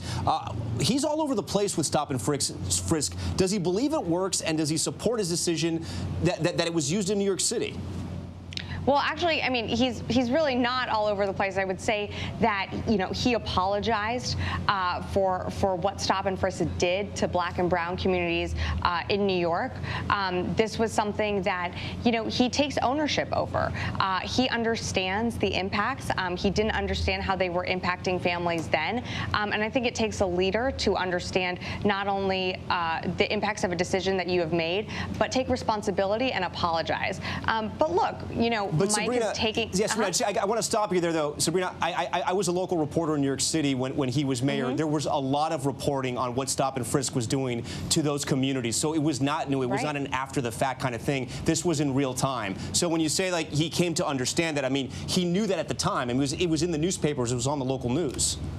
I don't actually think he understood the impact stop and frisk had on families, especially when you take a 30,000-foot level view here. A stop and frisk wasn't just the arrest of someone and then putting them in jail. The effect that it had on the entire community throughout New York City, those are things that I think are lessons learned, something that he has certainly apologized for. But look, today we were meeting with over 20 African-American faith leaders that were here in our headquarters, and they came out and not only are supportive of Mike, but called on the president and really called out his lies for calling Mike a racist. Mike is not a racist. He is someone that has worked within the community. He is someone that has apologized for the mistakes that were made, and I think that really takes courage, and that is a leader who recognizes that, look, we did not do everything right at the time, and we're going to get it right for the next time. Sabrina Singh, we thank you so much for your time, and we look forward to the time that we can report when Bloomberg is on the ballots and he's competing with all the other candidates. That'll be on Super Tuesday. All right, Sabrina, thank you so much for your time. We appreciate it. I want to bring in now the spokesperson for the New Hampshire Democratic Party.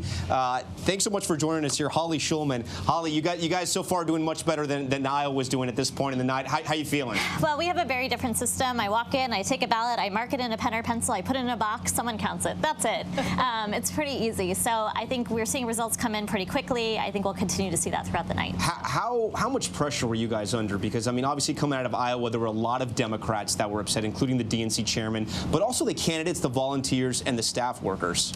Yeah, I mean, we have the same system here for 100 years, to our credit. And it's the anniversary, right? Yeah, it's the anniversary this year. We run the Secretary of State runs all of our elections here. He runs them 3 or 4 times a year, depending on what's happening in the state. And honestly, and I know offense to Bill Gardner, the Secretary of State, but he's been doing this longer than I've been alive. And so we have it pretty down and have done it without incident for all that time. And so, things have gone pretty smoothly here in the past, and they will tonight. talk to me about turnout, because at first, the New Hampshire Democrats were saying there's going to be record turnout, and then they saw what happened in Iowa and they kind of dialed it back a little bit. What do you think the turnout's going to end up being tonight? Yeah, do you know? Those were the Secretary of State's numbers. I don't have a clue yet in terms of what's happening tonight, but I think everyone's looking towards 2008 as a benchmark. It's not going to be 2008. I think we all know that. That was a historic year. Different types of candidates were in the race for the first time. The Iowa caucus and New Hampshire primary were very close in proximity time-wise to each other. So it was a perfect storm of a lot of things that caused that humongous turnout that year. But what I'm looking at is kind of the undeclared voters, right? They can come vote in our primary, they draw a Democratic ballot, and then when they leave, they can choose to turn their registration back to undeclared. We're hoping they stick with us. We have a 10,000 voter disadvantage right now, voter registration disadvantage. We're hoping to flip that tonight and to keep some of these folks Democrats going towards November. All right, Holly, thank you so much. We appreciate your time. Thanks for coming here on ABC News Live. I want to bring that to you guys, though, and I know it's only 2 states so far. We're going to have to wait and see. But Iowa thought they were going to get a higher turnout. They didn't. New Hampshire, we'll see how it turns out. It's still very early, but they sort of lowered the bar after that. Does that tell us anything about the rest of the country and if Democrats are truly motivated and activated and ready to get there in November? I think it does tell you a little something, and that is maybe Democrats are a bit exhausted after 3 years of living on the razor's edge with Donald Trump, and we're not seeing that intensity now. One reason I think Amy Klobuchar has emerged is because Democrats looked at the alternatives and have found them all pretty good but not perfect. They've found them a little wanting, and the race is still a little shapeless. It's really unusual for someone like Klobuchar. You meet her in a debate for the first time, and a few days later you marry her. And you say, okay, that's it, she's my candidate. But it was open. Because right now, Democrats, I don't think, they're a little tired, they're exhausted. I don't know that they think they have found the candidate yet to beat Donald Trump. And I think that's contributing to the loss of intensity here that we're seeing. And the slightly, look, they're going to need huge turnout to beat Donald Trump because his voters were here in line at noon for a 7 p.m. rally the other day. And that line stretched for a quarter of a mile. Yeah, we're going to talk about that in just a few moments. But Heidi, what's your take so far? Should we not read the tea leaves? Is it still way too early? I don't think so. I mean, I would be really concerned and am concerned by the lower voter turnout, the lower participation in Iowa, and then what I thought was going to be a big night here. Look at all the money that's being spent. Look at all the backdrop against a State of the Union that infuriated Democrats, against an impeachment where the people didn't think that the process was handled correctly. But yet we see lower voter turnout. And I don't know if it's a product of just anyone will do and we're going to get fired up again in November, or if it is we're exhausted, tired of politics, we just want to go on vacation and not think about this anymore. I don't know. But I think that it would be wrong for the Democratic Party to discount these numbers and say, oh, we're fine with the turnout. We should be turning out more voters. All right. On that point, I want to bring in 2 ABC News analysts, Chief Political Analyst Matt Dowd and Yvette Simpson, who are joining us from New York City, from Times Square.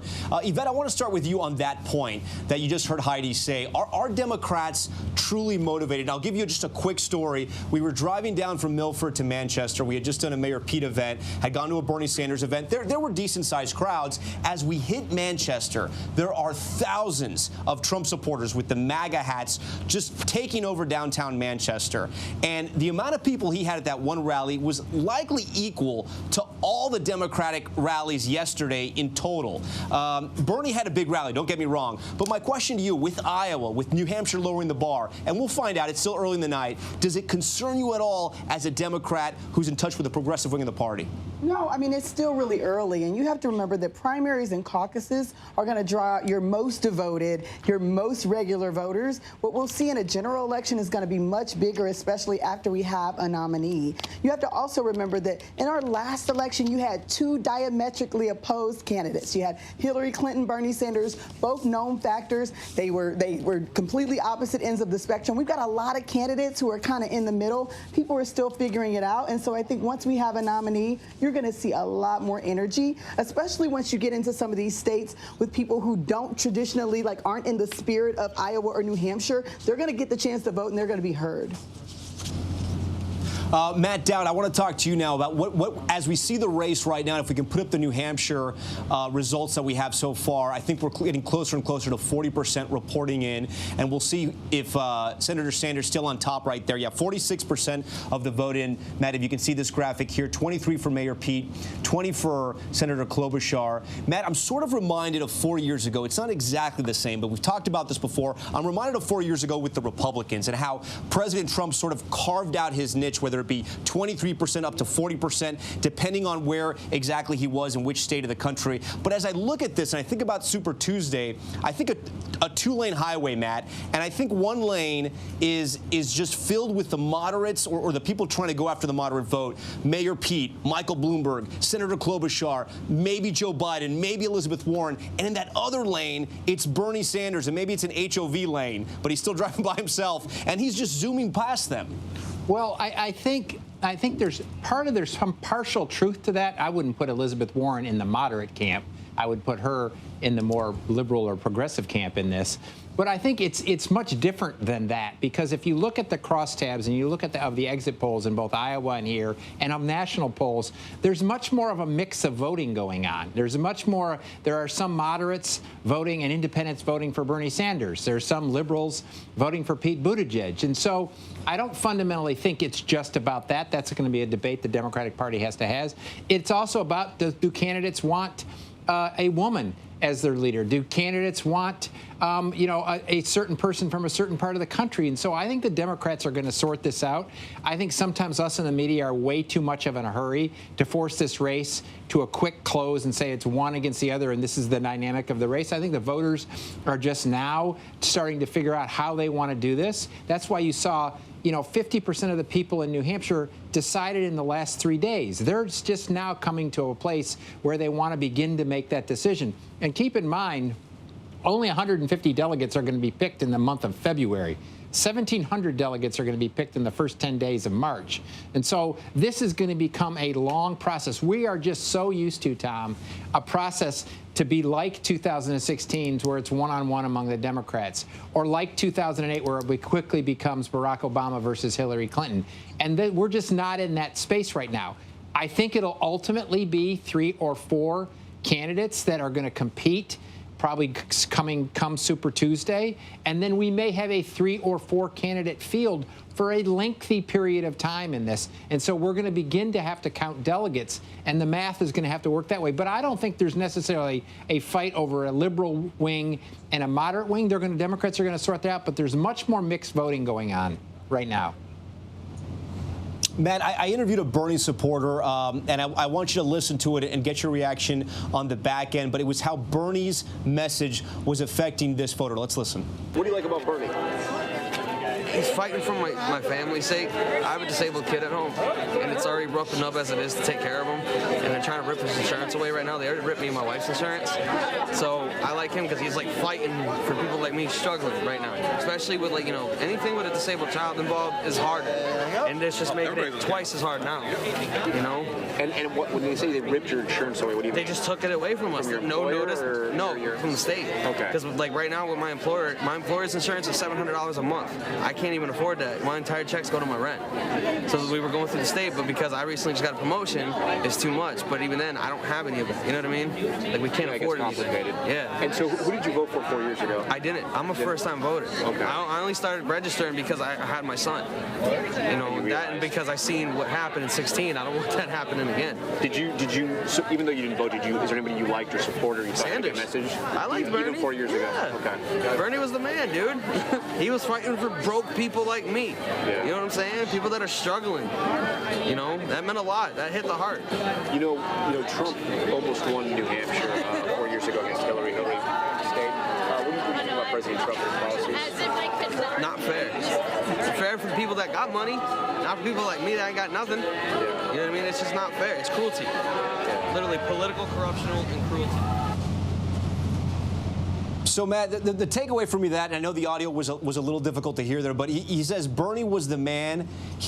Bernie is the man. He's fighting for the poor people. And this is a first-time voter who was motivated to come out and support Bernie here in New Hampshire. You know, he has a lot of the working class vote, but the part I want to hone in and ask you about is that for him, Bernie's the fighter. Who's the other fighter? Are there other fighters on the Democratic side here that are fighting as hard as Senator Sanders? Well, to me, what Bernie demonstrated in 2016 is the same reason why he gets a level of support that he does today and why he has such people that love him, because he comes across as he cares about people and he's authentic. You know, he may not say the words, he doesn't have the sort of typical politician speak. He says it like it is. This is the way it is. This is what's wrong in our society, and this is what I want to get done. And people believe him because they actually believe he thinks about them and he cares about what they're going through in their life.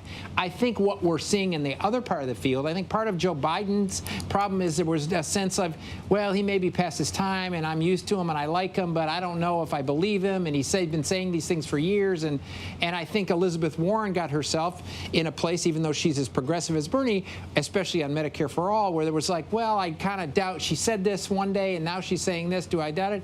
So I think if there's a competition here, is Amy Klobuchar going to emerge as an authentic voice? And I think she was lifted in her debate because people listened to her. For the first time, people listened to her.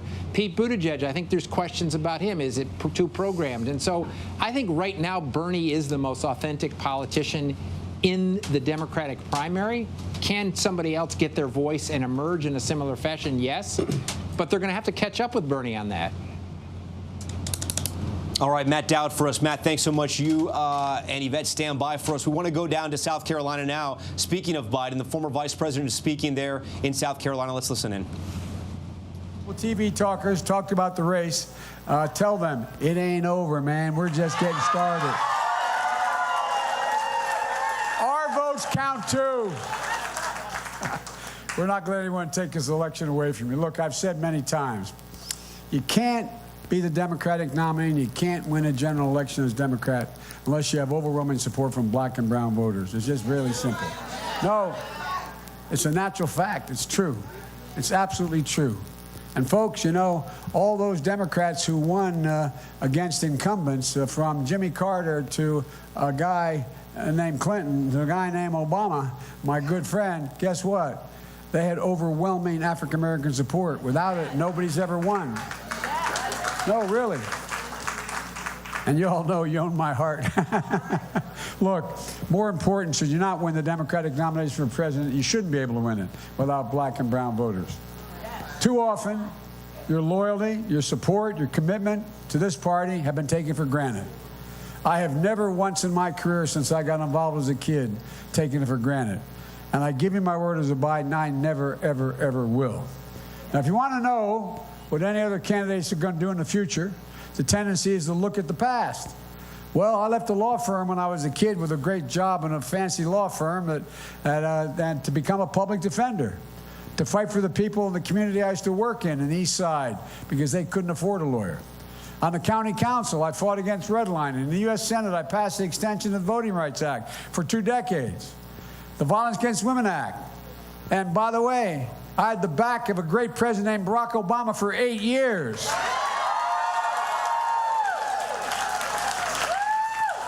And by the way, we increased access to capital for African-American entrepreneurs. Let's get something straight. Given a chance, they do just as well as anybody else, and quite frankly, better, and they build neighborhoods. They build all communities. Barack and I were able to reduce the federal population, and speaking HBCUs, I got $70 billion coming to HBCUs. Not a joke. And minority universities. Look, we saved the automobile industry. We passed Obamacare. We stopped insurance companies from discriminating against people with pre-existing conditions. And on top of all of that, we built an economy that Trump is bragging about.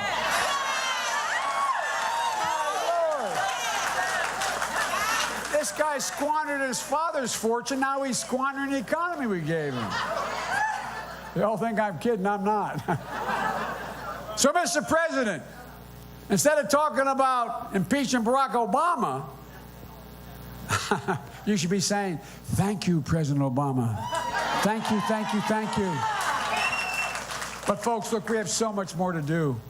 I promise you, as your president, you will be partners at shaping the policy to make sure every single American has an opportunity. The thing that I've never liked, and I was chairman of the Judiciary Committee for years, I don't know what you need best. I listen. You all, the leaders of the black community, know what you need best.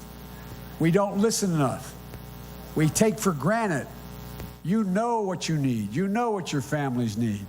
And I've never not listened to you. First, we need to defend and build on Obamacare. Trump wants to get rid of it. Even some of the folks in We've been listening to Senator Joe Biden, not in New Hampshire tonight. He's in Columbia, South Carolina. He booked that ticket pretty quickly out of Manchester, getting down there for an event. And if we look at the optics of this event, as I bring in one of our guests here, Adisu Dumesi, former Cory Booker campaign manager who also worked with President Obama. We see a very diverse crowd. We see a lot of women. We see a lot of young people.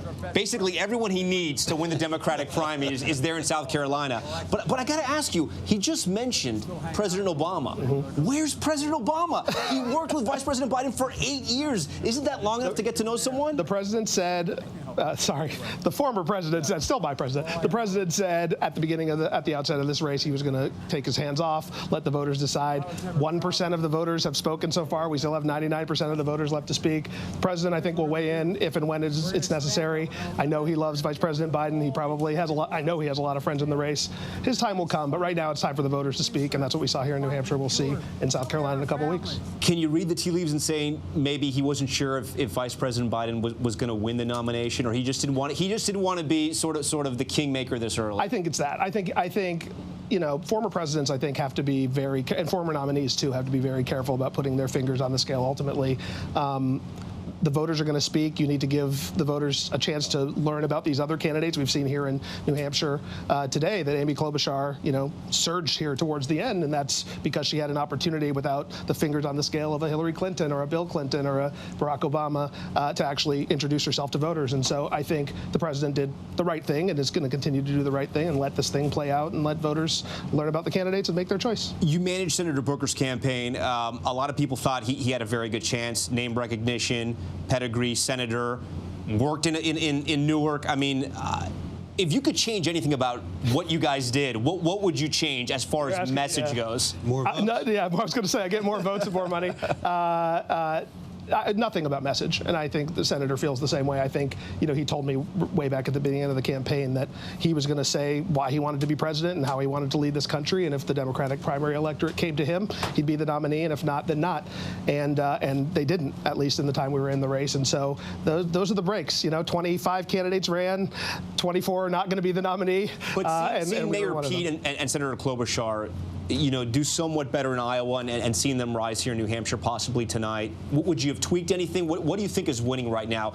Is there an anti-Bernie message that's winning? I think, our theory of the case of the race, I think, is being proven true, which is that there was always going to be late movement. And we saw 50%, as you said earlier today, of folks decided here in New Hampshire in the last 3 days. And, Senator Klobuchar probably went from mid-single digits to what might be, as you see, 20% over the course of what might have been less than a week. And so, we planned and hoped that we would be that candidate that took that mantle towards the end. It obviously didn't happen for us. It's happening potentially for Senator Klobuchar, but now she has to prove herself, as everybody does, as the vice president just said, in the more diverse states of Nevada, South Carolina, and Super Tuesday. And ultimately, I think this race, we're going to see a lot happen in the next 3 weeks as we get to Super Tuesday, when a plurality of the delegates are. Katie, if we can put that graphic back up about 48% reporting, Adisu, I want you to look at that graphic for me for a second, and I want you to tell me honestly, with the votes that are in so far, what surprises you the most about this? There's a lot that surprises. I mean, Klobuchar at 20 definitely is surprising. I think, and Warren at 9, both. I think, and Matt was talking about this before. There's a lot of talk about liberal, moderate, and lanes like that, but I actually think Klobuchar, Warren, and Buttigieg are all competing for college-educated voters in particular, and Sanders and Biden in a lot of ways are competing for non-college-educated voters. And I think in the end, college-educated voters ran towards Amy Klobuchar at the end and away potentially from Elizabeth Warren here. Buttigieg, I think, had a little bit of momentum coming out of Iowa, but the debate may have stopped it. But without question, it's the Klobuchar number that surprises me the most. And I do think a lot of that was taken actually not from Pete, but probably from What about Joe Biden? Single digits. You know, it is surprising, but I think he telegraphed it over the course of the last couple days and week that he was not going to be strong here. It is definitely his base of support has always been African American votes. This is one of the least one of the states with the least amount of African American voters in the country, and so it was always going to be tough for him here. But he had really two candidates in the moderate lane, as it were, and then you had Sanders in the non-college educated lane, taking folks away from him towards the end, and he just, I think, took a tumble. But I'm not sure Biden's base of support has always been only black voters. It was blue-collar, working Democrats, and they didn't show up for Joe Biden because he launches his campaign in Pennsylvania. Launches his six-pack Joe. I mean, so I think there's more clarity here than we maybe see at first. And the clarity is Bernie Sanders is a self-described socialist and a populist. He is the anti-billionaire leader of a movement there. He puts those things together. His voters are different than all the other voters.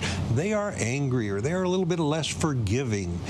They are younger. And so those voters are there. They're locked in. I think we're seeing one lane is consolidating. Can it get a little bigger for Bernie? How much? Is he capped? When he stands up, does he hit his head on the ceiling at some point? I think he might.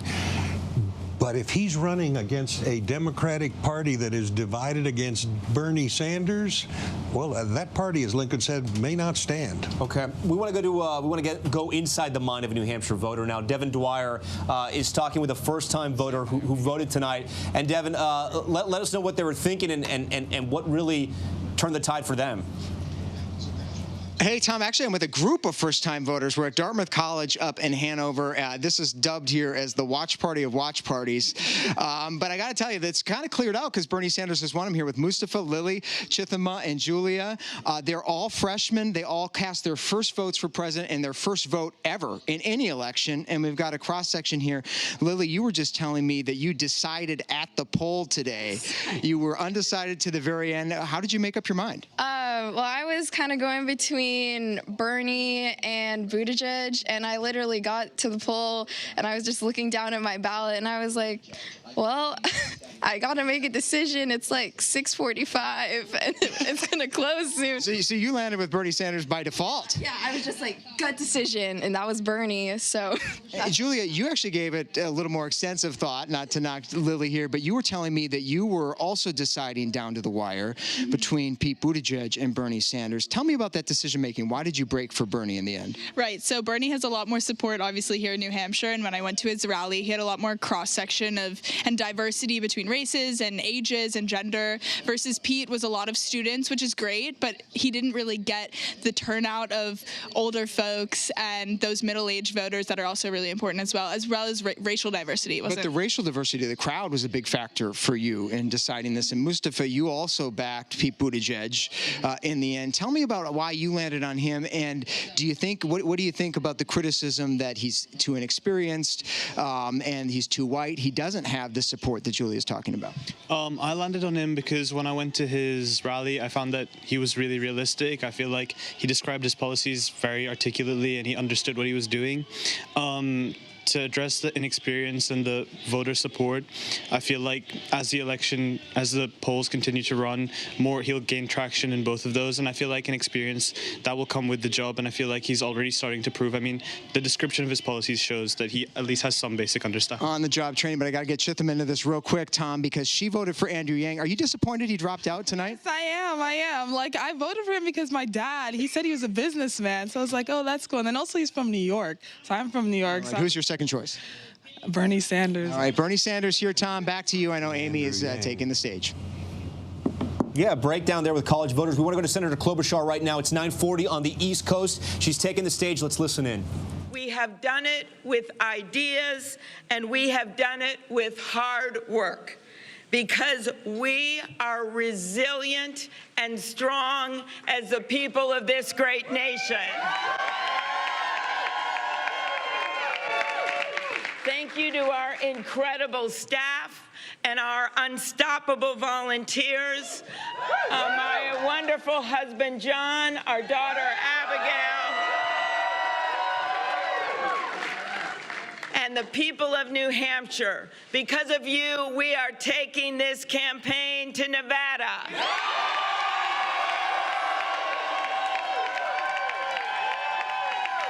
We are going to South Carolina. And we are taking this message of unity to the country. Because we know in our hearts that in a democracy, it is not about the loudest voice or the biggest bank account. It is about the best idea and about the person who can turn those ideas into action. We know that we cannot win big by trying to outdivide the divider in chief. We know that we win by bringing people with us instead of shutting them out. Donald Trump's worst nightmare is that the people in the middle, the people who have had enough of the name calling and the mudslinging, have someone to vote for in November.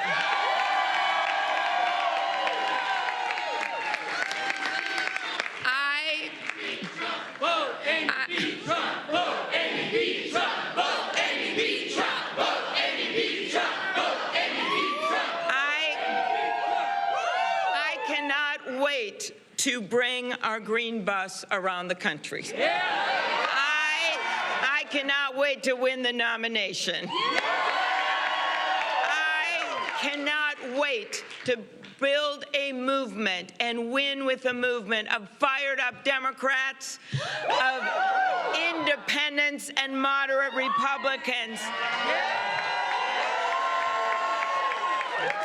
that see this election as we do.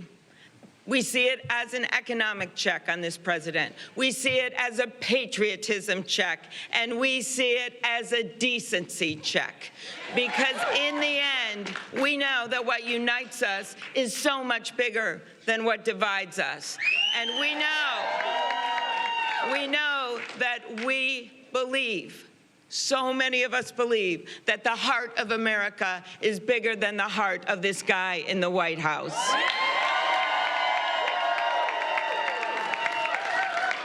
Tonight is about grit, and my story, like so many of yours, is one of resilience. I announced my candidacy in the middle of a Minnesota blizzard, and there were a lot of people that predicted I wouldn't even get through that speech, but not the people of my state and not the people of New Hampshire. Except then they predicted that we wouldn't make it through the summer. We did. Then they predicted we wouldn't make it to the debates. And man, were we at the debate in New Hampshire. What we've been is steady, we've been strong, and we've never quit. I think that sounds pretty good for a president.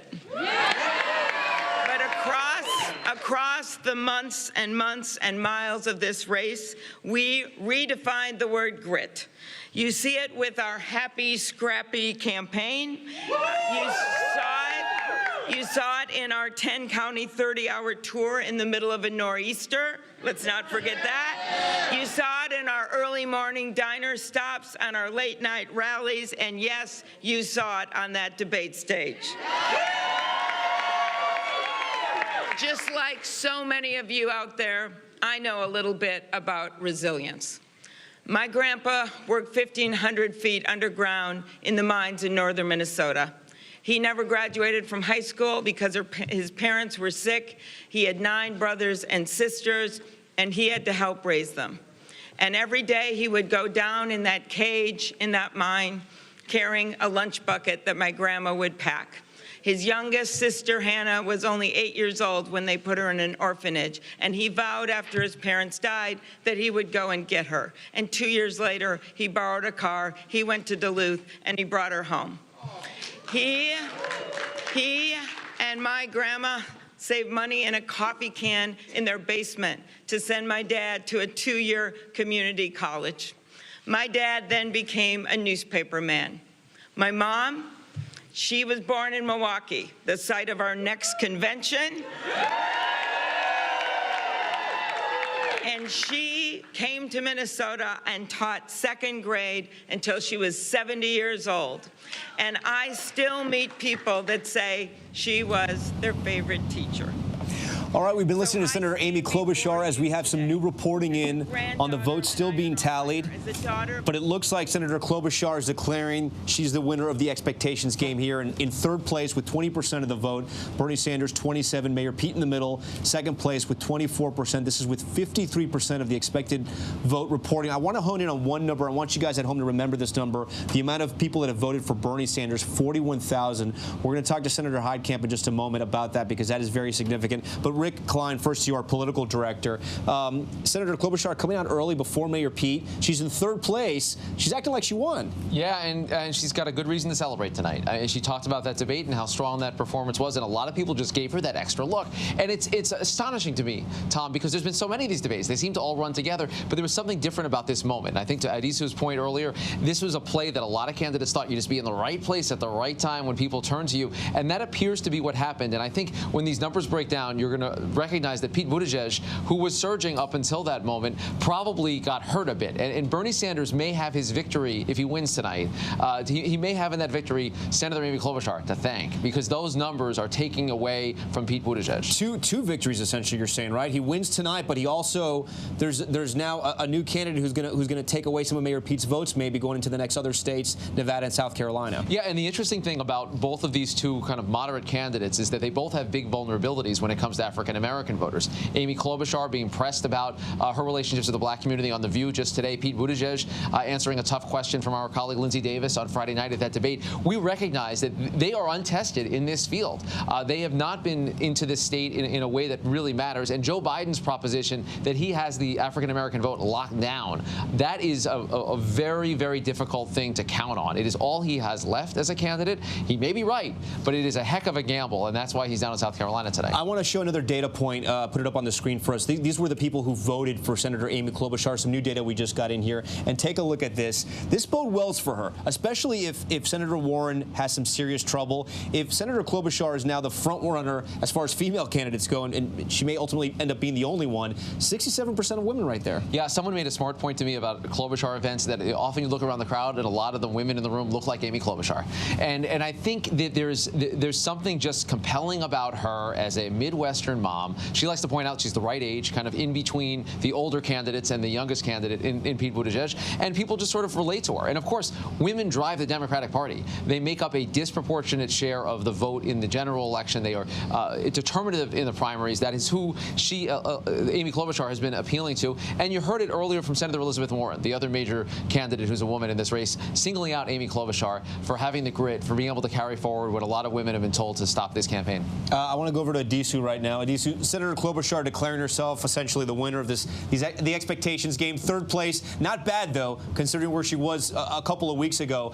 But now the race changes. We go to Nevada with some Latino voters. They're going to have a big role there. South Carolina with African-American voters. How does Senator Klobuchar play with those groups? You know, like we saw with Senator Kamala Harris, being a prosecutor doesn't really help you out so far in the primaries. Yeah, and in Nevada, too, Asian American voters, African American voters, and Latino voters. It's definitely the most diverse primary in sort of all cross section of the Democratic Party.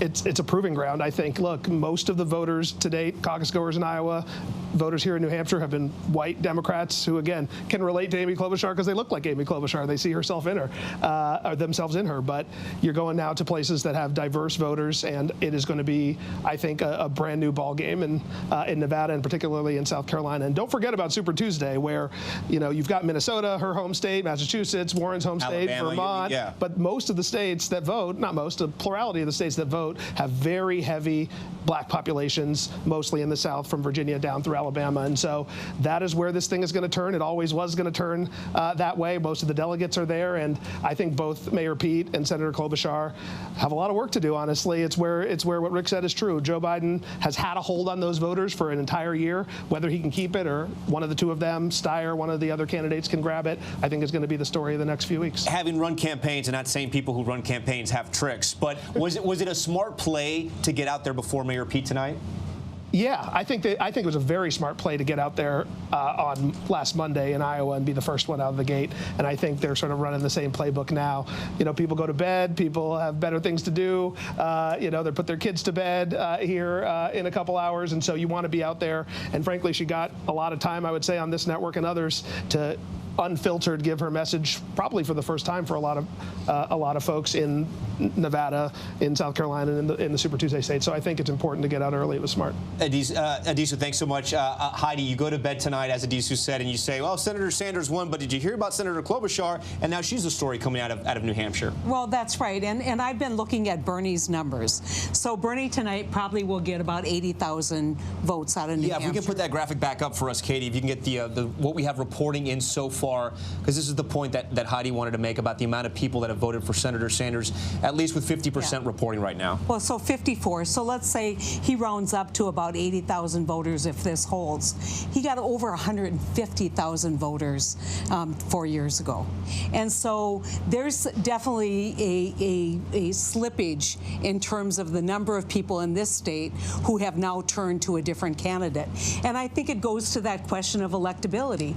Do not forget that Amy is projecting an electability. I'm from the so-called heartland, and I know that tends to be kind of one of those code words, and I don't mean to use it that way, but you also need to remember Minnesota has a very large new American population, Asian population among. She has a track record with a lot of folks that you may not think a senator from Minnesota will have, and I expect that we're going to see a lot of her supporters from Minnesota who represent minority communities coming out and talking about what she's done for them. And so Amy's a very, very good politician. She knows exactly what she's doing, and do not count her out. She has got the best play tonight of anyone, I think. Maybe one of the most important things of the evening is what you said, Tom.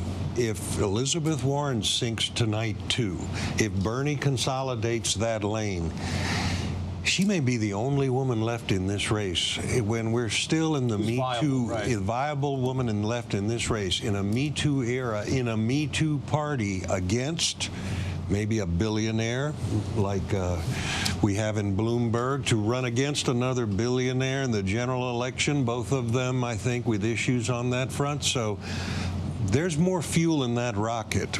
But she's not been a national politician like Elizabeth's been. Elizabeth has a core base of support that is loyal beyond belief. Do not count her out. She had a bad night tonight. I'm counting her out. Yeah, do not count her out.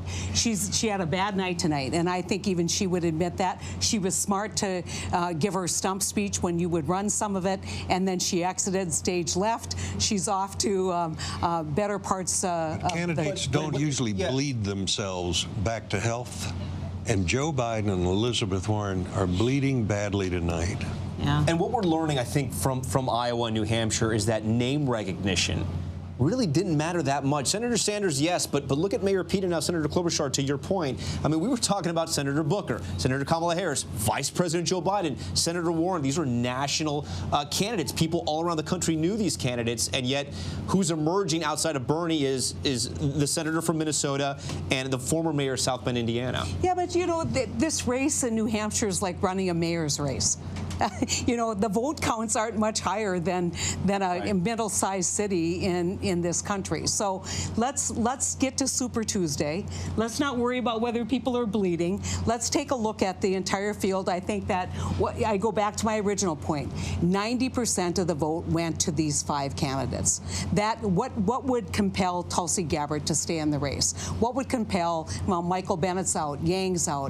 When you look at the other ones who have been, coming along, Steyer. Why didn't Steyer do better tonight? Will Steyer do better in North Carolina? South Carolina.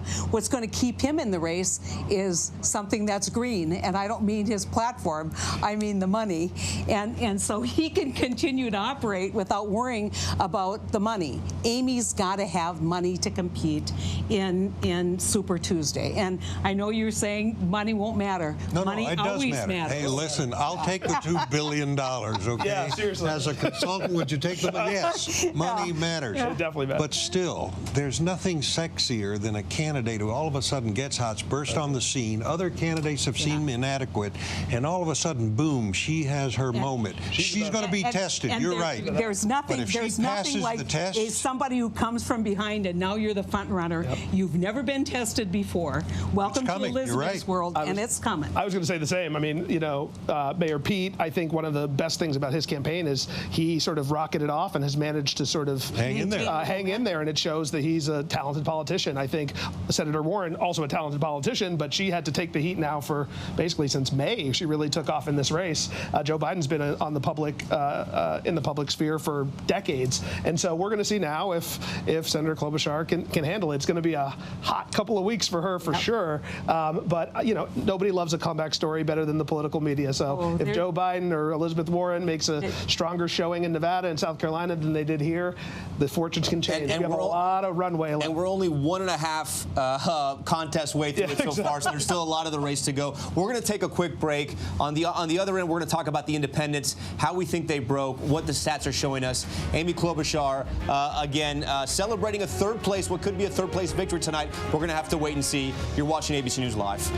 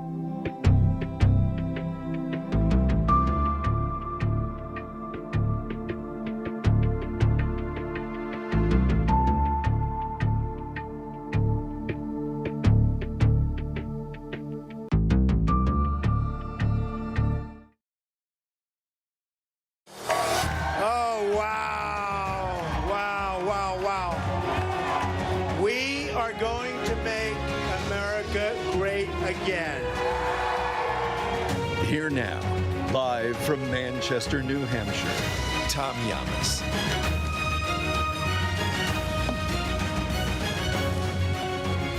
Donald Trump from 4 years ago, his first election victory ever, losing in Iowa to Ted Cruz, then winning in New Hampshire and eventually winning the Republican nomination and winning on Election Day and stunning so many across this country. We do have some results in. We don't have the full picture yet, but we have more than 54% of the vote being reported in right now. And as it looks right now, 62%, this is new for us, 27% for Bernie Sanders tonight. Looks like it could be his night. Mayor Pete at 24, but catching up. Amy Klobuchar, third place, 20%. She's very happy with that. And then Senator Warren, the Massachusetts senator just next door, at 9%. Former Vice President Joe Biden, 8%. Single digits for those two nationally recognized politicians. Pretty surprising. I want to go to our political director, Rick Klein, right now. And Rick, we have some voter data about how voters identified themselves when they went into those polls. Katie, if we can put up that graphic as well right now to see a lot of people, you know, describing themselves from these exit polls as liberal, somewhat liberal, and then you have moderate, very liberal, and conservative here. Who did this benefit the most here, Rick? Well, look, that liberal and somewhat liberal category, you put that together, and you're seeing a pretty significant number of people, 6 in 10, who it's not a dirty word anymore. And I think that is driving a lot of the interest in Bernie Sanders' campaign from the start. I think Pete Buttigieg, who's cut into a lot of the Bernie support among younger voters, benefits from that as well. Look, moderate, that's Amy Klobuchar. I mean, that's exactly what she's been talking about as herself. You heard it just there in her speech. She talked about independent-minded people, middle-of-the-road people. And look, the conservative votes, that's obviously a small number. I wonder how many of those are Republicans creating mischief, maybe just coming over and doing that. Alex is saying that would never happen. No. Donald Trump said, but no, it'll never happen. It doesn't seem like it had a major impact on the voting tonight. But that number of liberals is actually higher than it has been historically, particularly in New Hampshire. This is a pretty conservative state. It's the live free or die. They're into their kind of libertarian, very low tax state. The idea that liberal can be something in New Hampshire was a proposition that Bernie Sanders tested. A lot of people were skeptical early on, and he blew Hillary Clinton away here. He won across groups and benefited from a big uptick among self-described liberals. Adiso, I want to go over to you. You ran Cory Booker's campaign.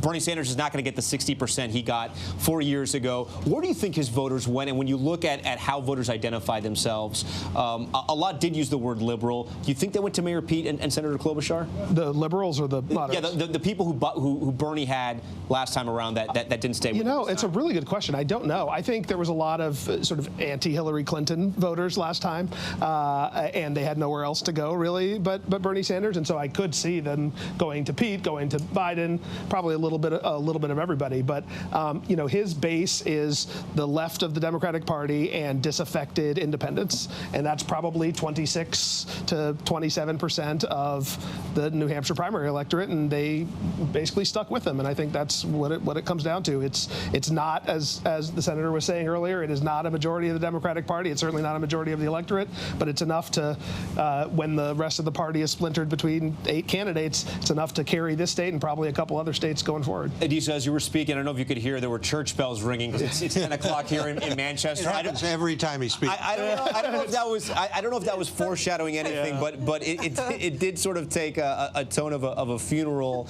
At one point when you were saying that, and Alex, I know you have some strong feelings about the candidates that did poorly. It is still so early in the process. It's early. I understand that. I want to say this, though, about Bernie again, and that is, you know, we look at Bernie Sanders and we say, okay, he's got the support of the outsiders, the anti-establishment populist in the Democratic Party.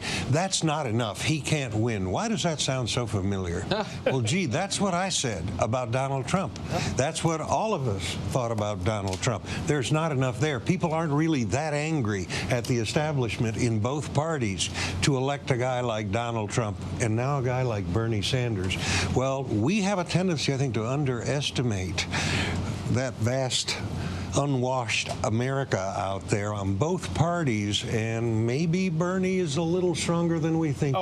Make no mistake, I think he the question is, can he build that? But Donald Trump, I think, got 37, 30, South Carolina, 38 here in New Hampshire, you know, 4 years ago. Bernie's going to get 26, 27. That's a pretty big gap. That said, as the race narrows, it's not a foregone conclusion if a Biden were to get out of the race, or a Klobuchar or whomever, that all of those votes are going to go to the moderate, right? It could go, he certainly could pick up some of those. And I think bells are ringing again. You know, you never know. And that's what I think happened to Trump. As folks got out of the race, he picked up a little from everybody. Next thing you know, you're at 50% and you're winning the primary. All right, we want to go to Nashville right now, back to the Mayor Pete watch party. Maura Sullivan is Pete Buttigieg's campaign co-chair. Maura, thanks so much for joining us tonight. I'm sure it's very loud there. I want to make sure you can hear me because we have a lot of questions for you. My first being, you know, why haven't we heard from Mayor Pete yet? Are you guys still waiting for all the results to come in? Do you still think there's a chance you could maybe come out on top? Well, first of all, thanks for having me on. It's so exciting here. As you can see, we've got a packed gym. The crowd is going wild. They've been chanting "Boot Edge Edge" for hours, and there's just a ton of enthusiasm here, and we're feeling terrific. You know, Mayor Pete got hit from every side, it seemed, right after Iowa with that victory, slim victory, but a victory. And then at the debate and over the last week, where's his mindset at? And at what point do you sort of go on the counteroffensive? I know there were some attacks lobbied at Senator Sanders right now, but it seems like you're going to be fighting for a lot of moderates as well. You know, we're hearing from voters all across the state, you know, from Keene, from Lebanon, from Hanover and Concord, Manchester, Hampton, Portsmouth. Voters are tired of the same, you know, Washington politics and, you know, beating each other up. And they're looking for something different and something inclusive. And that's what Pete has built, not only here in the Granite State, but all across our country. He's put together a broad coalition that appeals to moderates, appeals to independents, appeals to progressives, and it's even appealing to future former Republicans. And we're seeing that energy all across the Granite State, and you're seeing it here tonight. You know, critics of Mayor Pete will say, listen, he did well in 2 states that are majority white, 2 small states. Now we move on to some serious competitions in Nevada and South Carolina. What's the pitch to minority voters there? Because Mayor Pete, especially with African Americans, has had some trouble. Yeah, listen, we know we're going to be working hard, but we're feeling really good. We've been on the ground in South Carolina and in Nevada for a long time now, organizing. We've got more than 50 staff on the ground in Nevada, and we've made ad investments there. We've made digital investments in the Rust Belt states across the country and Obama-Trump counties, and we're really excited about the momentum coming out of Iowa and New Hampshire, and we're going to keep it going. Okay, Maura, I don't think you answered the question, though. I mean, what is the pitch, though, especially to Latino voters in Nevada and in South Carolina to African American voters? I mean, are you programming campaign events in those districts? What is the strategy heading into 2 very important states over the next 3 weeks? Yeah, I mean, look, what you're seeing and what you saw in Iowa and what you're seeing here is just very clearly that Pete is demonstrating that he is the candidate who can beat Donald Trump. And when we hear, that's what voters are most concerned about, you know, here in New Hampshire, but also in Nevada and also in South Carolina. And we're making that really, really clear tonight, and we're moving into those states with that momentum, and that is what is on the top of voters' minds. Maura, what would you tell a Senator Bernie Sanders supporter? How do you get them into your tent? You know, I think one of the things that we are hearing most from across our state is the fact that Pete is appealing to everybody, that he is, you know, building a big tent where everybody is welcome and anyone can belong. And that includes progressives, moderates, independents, and even future former Republicans. So we welcome everybody to join this movement. We've been so excited by the folks on the ground in New Hampshire who have joined, and we look forward to continuing that progress around the country. Maura, while we have you, any idea when we can expect Mayor Pete, just for our planning purposes here? Well, if the crowd here has its way, it would be any minute, because they're going pretty wild for him, as you can see. Have been on their feet, you know, chanting. We've heard President Pete. We've heard Boot Edge Edge, you know, for the last hour or 2 now. So we're all looking forward to it. It's electric in here. And then, you know, we're on to Nevada and out into South Carolina and continuing to build this movement. All right, thanks so much for your time. We appreciate it. Good luck in the future along the campaign trail, and keep an eye out for our John Carl. He's somewhere around there getting the real story from the Mayor Pete campaign.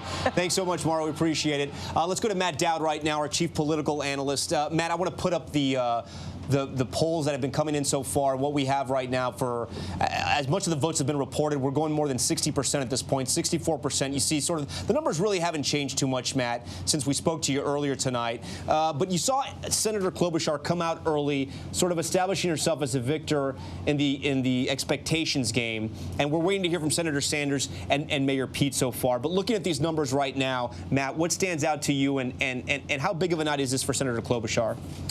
Well, I mean, what stands out for me is some of the things that were mentioned already, which is Klobuchar is a big surprise because she was at 6% 4 days ago in New Hampshire, and now she's at 20%, finishing third, and she's gotten herself into the conversation. So she's now launched herself in the midst of this conversation. The other thing is, if you look at the combination of votes that went to both Biden and Elizabeth Warren, add those two numbers together, they don't even equal the third place finish. So in total, both those numbers combined don't even equal what Amy Klobuchar got. That's a hugely disappointing night for Joe Biden and for Elizabeth Warren for many different reasons. It's going to make it very difficult. They can go on, they can put a stake in the ground in Nevada or South Carolina, but it's going to make it much harder. And raising money from contributors who they have to go back to now again, they're going to have to explain why is it they finished in third or fourth in two consecutive or fifth in two consecutive states in the process of this. So that surprised me. And I think the other thing, and I've been warning people about this race is not going to get narrowed fast like we're all used to. It's much more akin to a 92 Democratic primary race, where that race went on for weeks and weeks and months, and we didn't get a clear sense until April or May that Bill Clinton was going to survive and win that race. And as I reminded folks the other day, Bill Clinton won one of the first 11 primaries and caucuses of that time, and so it was a very divided race. We are in that mode. I think the thing about Amy Klobuchar, she did well, but what we don't know is does she have a second act, and can she put it in another gear? And because she's never been tested in the way she's about to be tested in this race. She's never been a national thing with a target on her back, which she now has a target on her back. And how she does in that, she could perform very well and keep the lift going, but she'll be tested in the next 2.5 or 3 weeks, unlike anything she's ever been tested before. You know, Matt, Joe Biden was leading in so many national polls across pretty much every polling site up until this week. He got knocked in the debate a little for constantly talking about the politics of the past. If you were advising him, is it too late for Joe Biden to change his message, to actually start promoting something new, or does he stick with the message that, listen, it was great under Obama, it's going to be great under Joe, stick with me, give me a chance? I think it's very hard at this point in time for many different reasons. One, for Joe Biden to change his message, and since he's been running for nearly a year on the same message. Two, part of his message was electability, which I always thought was a flawed message anyway, because if you're the most you describe yourself as the most electable candidate and then you lose, it basically completely bursts that bubble. And the only way to get that back, it's kind of a catch-22, is to win, but you can't win if people no longer think you're the electable candidate in this. I think the only thing he has left, I mean, I think it's going to be very difficult, but it's still possible, is the African-American community, and appeal to their loyalty, appeal to their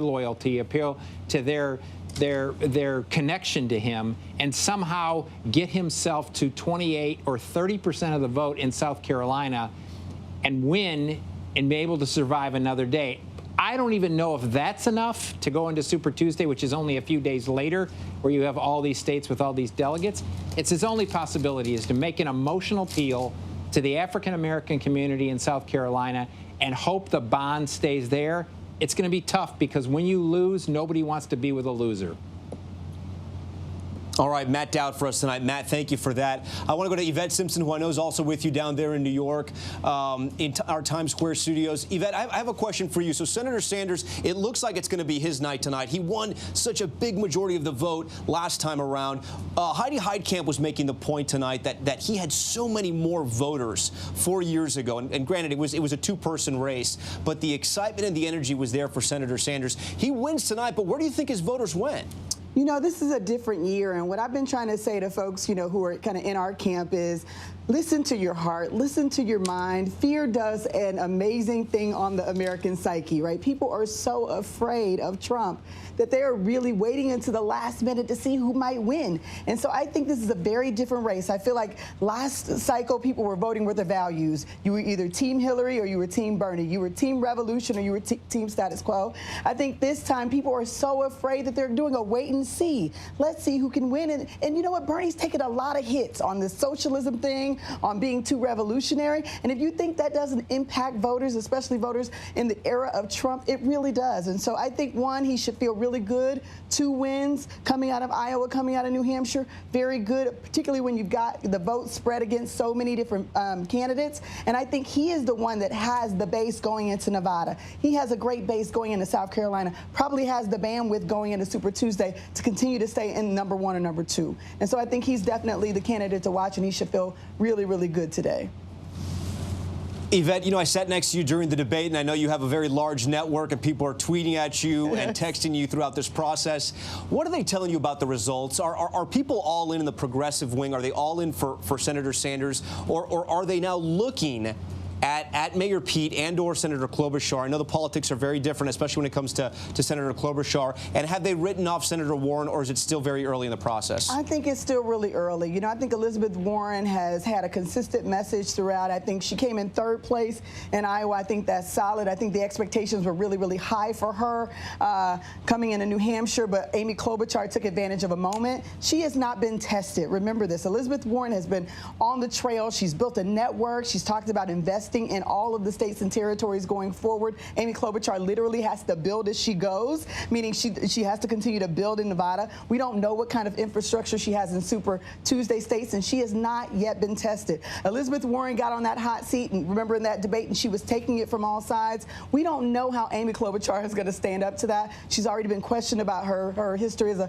prosecutor. We know what that did to Kamala Harris. Who knows what that's going to do to Amy Klobuchar without having the kind of the support of black women and black voters. And so we will see. I think it's really, really early, and I think we're going to see some surprises coming out of Nevada. We know that Senator Warren has a lot of surrogates in both states, in both Nevada and in South Carolina. She's built a base of support with black women that I think may come through for her in these next 2 states. And of course, Super Tuesday, we will see.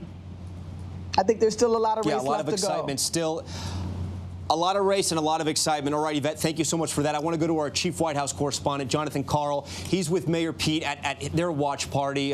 Mayor Pete still hasn't spoken yet. They're still waiting. I mean, still about maybe 30% of the vote left out there. They're still counting. John, I want to read you a stat and get your reaction on the flip side of this.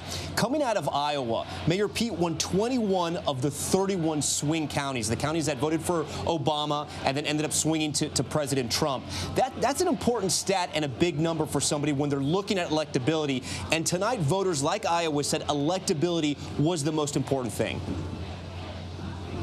Absolutely, and you know, another big factor is voters who thought that he could unify the country. And finally, Tom, and it was fascinating talking to folks here and going to see Buttigieg on the stump in the final days here, is how many voters decided to vote for him in the final days. After seeing what happened in Iowa, the results in Iowa were muddled. Perhaps he got robbed of chance to really declare victory because of how the results failed to come. And we still don't have final results. But even so, he clearly got a boost by beating expectations in Iowa. You can tell they're getting fired up here because they're watching results come in.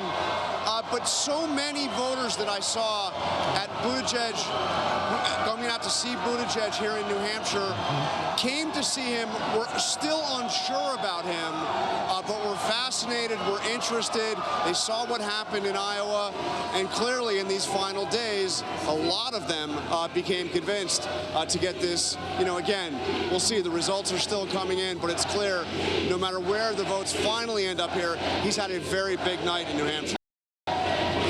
Yeah, John, they're probably clapping not only because you're speaking, but they're also clapping because the results that just came in were there's a 2% difference now between Senator Sanders and Mayor Pete. It looks like about 5,000 votes, actually less than 5,000 votes right now. So that is promising for Mayor Pete. That's probably why he didn't want to walk out yet. And exactly, Tom, and it's fascinating because not only is he this unlikely, leading candidate, this, again, as we talked, the mayor of a small city in Indiana, who nobody knew him, or if they knew him, they didn't know how to pronounce his name when he got into this race. And now he's here, less than 2 points away from Bernie Sanders, who is basically, this is in his backyard. he's beating the senator from the neighboring state and another senator from the other neighboring state. I mean, not beating. He's beating one and narrowly behind the other. Really a remarkable turn of events here for the former mayor, former mayor of South Bend.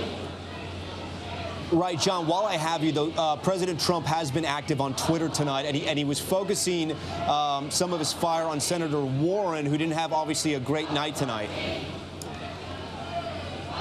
Here's the tweet. He's come out, Warren was a lot of Democratic dropouts tonight. Let me just read the tweet because we got it on the screen. I don't know if you can see it or not. A lot of Democratic dropouts tonight, very low political IQ. He went also on to slam Senator Warren as well. So your thoughts on that? Well, Warren is a candidate that for a while the Trump campaign seemed to fear the most. They've gone kind of, people in Trump's orbit have gone back and forth on who the biggest threat would be to him in the general election. For a long time, the fear was Joe Biden, and as Biden showed some weakness, there was a sense that Warren could be a really formidable candidate against Donald Trump. And, Trump, of course, used that nickname that he used, the racially charged nickname that he used against Elizabeth Warren, became a little bit of an obsession with him. And I think this is his way of getting a few more hits at her. And, who knows? This race is more muddled than any presidential campaign I've seen coming out of New Hampshire. If all the past rules were to be followed, you would think that Warren, a night like this, would be the end for her campaign. But I'm not sure of anything anymore, Tom. No, I agree with you. And we still have the Bloomberg factor, and we still have Super Tuesday and so many more votes out there. All right, John Carl, great to have you tonight. I want to go to Nate Silver, one of our gurus, the editor-in-chief of 538. Nate, what stood out to you so far? If we could put the results back on, because I want Nate to talk over some of these results that we have in here. Nate, what's the big number for you tonight so far? I mean, the big number is that we don't know who's going to win the New Hampshire primary yet. Where you've seen results tighten, it's 2 points now in our numbers. There are other sides that have the most recent reporting just got very tight, right? Yeah, I mean, a 4-point lead versus a 2-point lead is a big difference in terms of your certainty of prevailing, and also some of the more wealthy suburban counties, which tend to be good for Mayor Pete and for Amy Klobuchar, are the ones that have yet to report, so it may still tighten further. I mean, I'm a big guy who likes people to win, right? I think winning is important. I don't care as much about second and third place. I think a lot of that is spin. Winning matters, and it's not clear right now who's actually going to win the primary tonight. Talk to me about the number of votes here. We have 69%, and Heidi was making the point that Senator Sanders, I think the number was 150,000. Two-person race, obviously a different dynamic there. But should Senator Sanders be worried at all? And do we know yet where independents broke? I mean, there are things that his campaign should be worried about, I would think. As we talked about before, he's not someone who's necessarily expanding his coalition beyond his base, and there are a lot of choices that voters have this year besides Senator Sanders. The good news for him, though, is that because the alternatives are so muddled, then he is the guy who is going to finish, let's be safe, first or second in the first two states. May have the most delegates, or tie for the most after the first two states, is leading in national polls right now, is probably a good candidate for Nevada. So, someone has to be the person who wins these states, and as long as it's him, he can be pretty happy and not have to worry about turning the corner and expanding that coalition a bit more. But yeah, look, nobody can be totally thrilled with their position in the race right now. Either you're performing maybe a little bit toward the low end of your expectations, that's Bernie, or way below expectations, that's Biden and Warren, or you're surging, but surging from a very low base where it might not be enough to make you a true 50-state contender. And so, maybe Mayor Bloomberg is sitting here thinking, okay, this is kind of playing out in a way that I might have liked. I've been skeptical of his chances, but you probably could not draw up a more confusing scenario. But still, Bernie Sanders is more or less, if he does win tonight, hitting his marks. He's not jumping way out in front of them. But the campaign is going the way he would want as far as the rest of the field remaining very crowded and muddled. Nate, both in Iowa and New Hampshire, voters said electability was the most important factor in choosing their candidate. In both these races, Senator Sanders is finishing either first or second. Yeah. Is Bernie the electable candidate? So I think we would do a lot better if we if we talked about electability as far as what's your chance of beating Trump, right? Right. And the question is, what does Bernie's numbers in the New Hampshire primary Iowa tell us about his chances to beat Trump? And his campaign would make arguments about that potentially. But like that term electability makes things very muddled. In theory, you could be a candidate who's a very good Democratic primary and caucus candidate, and maybe not a good candidate against Trump. You think voters might get confused with the question? I think the term electability is so ambiguous that we would be better off choosing different and more precise terms when we talk about it. I mean, clearly people think it means 2 or 3 different things, right? Some people just think, does it mean you're going to actually be the nominee? And people want to jump on the bandwagon. It looks like if Biden is deflating, then that can create a feedback loop where it's negative momentum and makes matters worse and worse for Biden. But still, I mean, Democratic voters are concerned about who can win an election against Trump, who's looking, frankly, a bit stronger now than he might have when this primary started. Are we seeing any kind of numbers? Can we deduce anything from strategies? Every candidate's talking about Trump, but we saw the candidates get a little more aggressive here. Senator Sanders is going after Mayor Pete and anybody else who's taking money from billionaires. Mayor Pete's attacking Senator Sanders. Yeah. Biden went on the attack against both of them. It didn't really work for him. I mean, the question is, do you see a lot of attacks against Senator Sanders at some point, who, again, to me, is, if he wins tonight, the front runner, maybe a tentative front runner, but the front runner? Would Mayor Bloomberg, for example, spend a lot of money on negative ads against Bernie, potentially? What will Joe Biden say, possibly? What would Elizabeth Warren do if she remains in the race past Super Tuesday? So to me, I mean, they're all fighting with one another, and you saw, for example, Amy Klobuchar and Mayor Pete fighting in the debate earlier this week. They both are doing fairly well tonight, obviously. But you would think you would turn your fire at some point on the candidate who is leading in the polls. And I think that Bernie has been underestimated by other Democrats. It may not be the best version of Bernie. He is not, like I said, he's not jumping way over all these hurdles that he set for himself. But even the kind of average version of Bernie is still finishing 1 and 2 in the first 2 states. More likely than not will win tonight. He is ahead in national polls, and I think has been a little bit overlooked. Yeah, the separation right now, just a little over 4,000 votes between Mayor Pete and Senator Sanders there. Alex and Heidi, I want to talk to you guys. You know, the Republicans, when they attack Senator Sanders, they say socialist. Don Jr. will say communist. They go all in. You don't really hear Democrats attacking Senator Sanders so much and using the word socialist. Is there a reason for that? Biden did a little bit, but not a lot of the other candidates. I don't think the president is limiting his term socialist to Bernie. Yeah. In fact, he's now setting the stage for all of the Bernie voters to feel like this system's rigged. You know, if you want to know who the president would like to run against, take a look at how he's tweeting and who he's criticizing and who he isn't criticizing, who he would like to run against. And tonight, Don Jr. literally said, if Bernie's the nominee, we don't have a worry in the world. Well, I think that's wrong, because national polling would show you that any Democrat, in terms of the popular vote, can beat Donald Trump. The question is, how well will Bernie perform in these swing states? And I think Michael Moore, to use an example, believes Bernie can win Michigan probably at a higher percentage than other places, which is why he's campaigning for him. Look, President Trump is President Trump, and nobody, Alex, including a lot of smart people on the Republican side 4 years ago, took him seriously. Nate, I do want to ask you, though, on that point that Heidi was talking about, how does Bernie stack up as a national candidate? What do we know about that? So he was doing the second best in polls against Trump after Biden.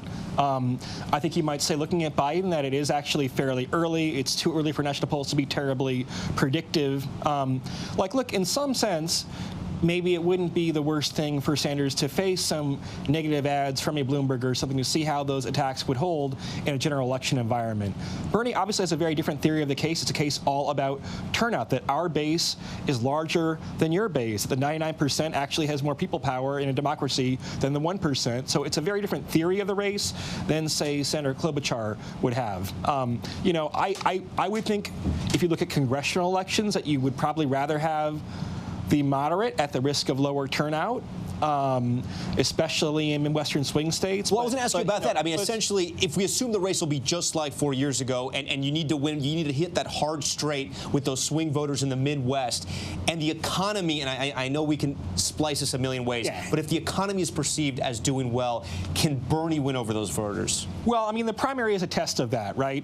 He's going to have to obviously do better than he has done tonight, even though, again, I think a win is a win, right? But he's going to have to win states like Pennsylvania, for example, or Ohio, or Michigan, or Wisconsin down the road. If he's able to do that by turning out a broad, more diverse coalition in industrial states, then he'll probably win the primary. If not, then he won't. So it's kind of a question that answers itself to some degree, at least. Yeah, Alex? But remember that when you look at the national polls, taking on Donald Trump, all the candidates basically do about the same. Why is that? Because Trump is really on both sides of the ballot. You're either for him or against him. And it doesn't almost matter who the Democrats is. So the electability argument and all of that, my experience in campaigns, you never build a campaign on electability because voters really see that as a lagging indicator, not a leading indicator. Guess what? The candidate I like, other people are going to like, so he's going to win.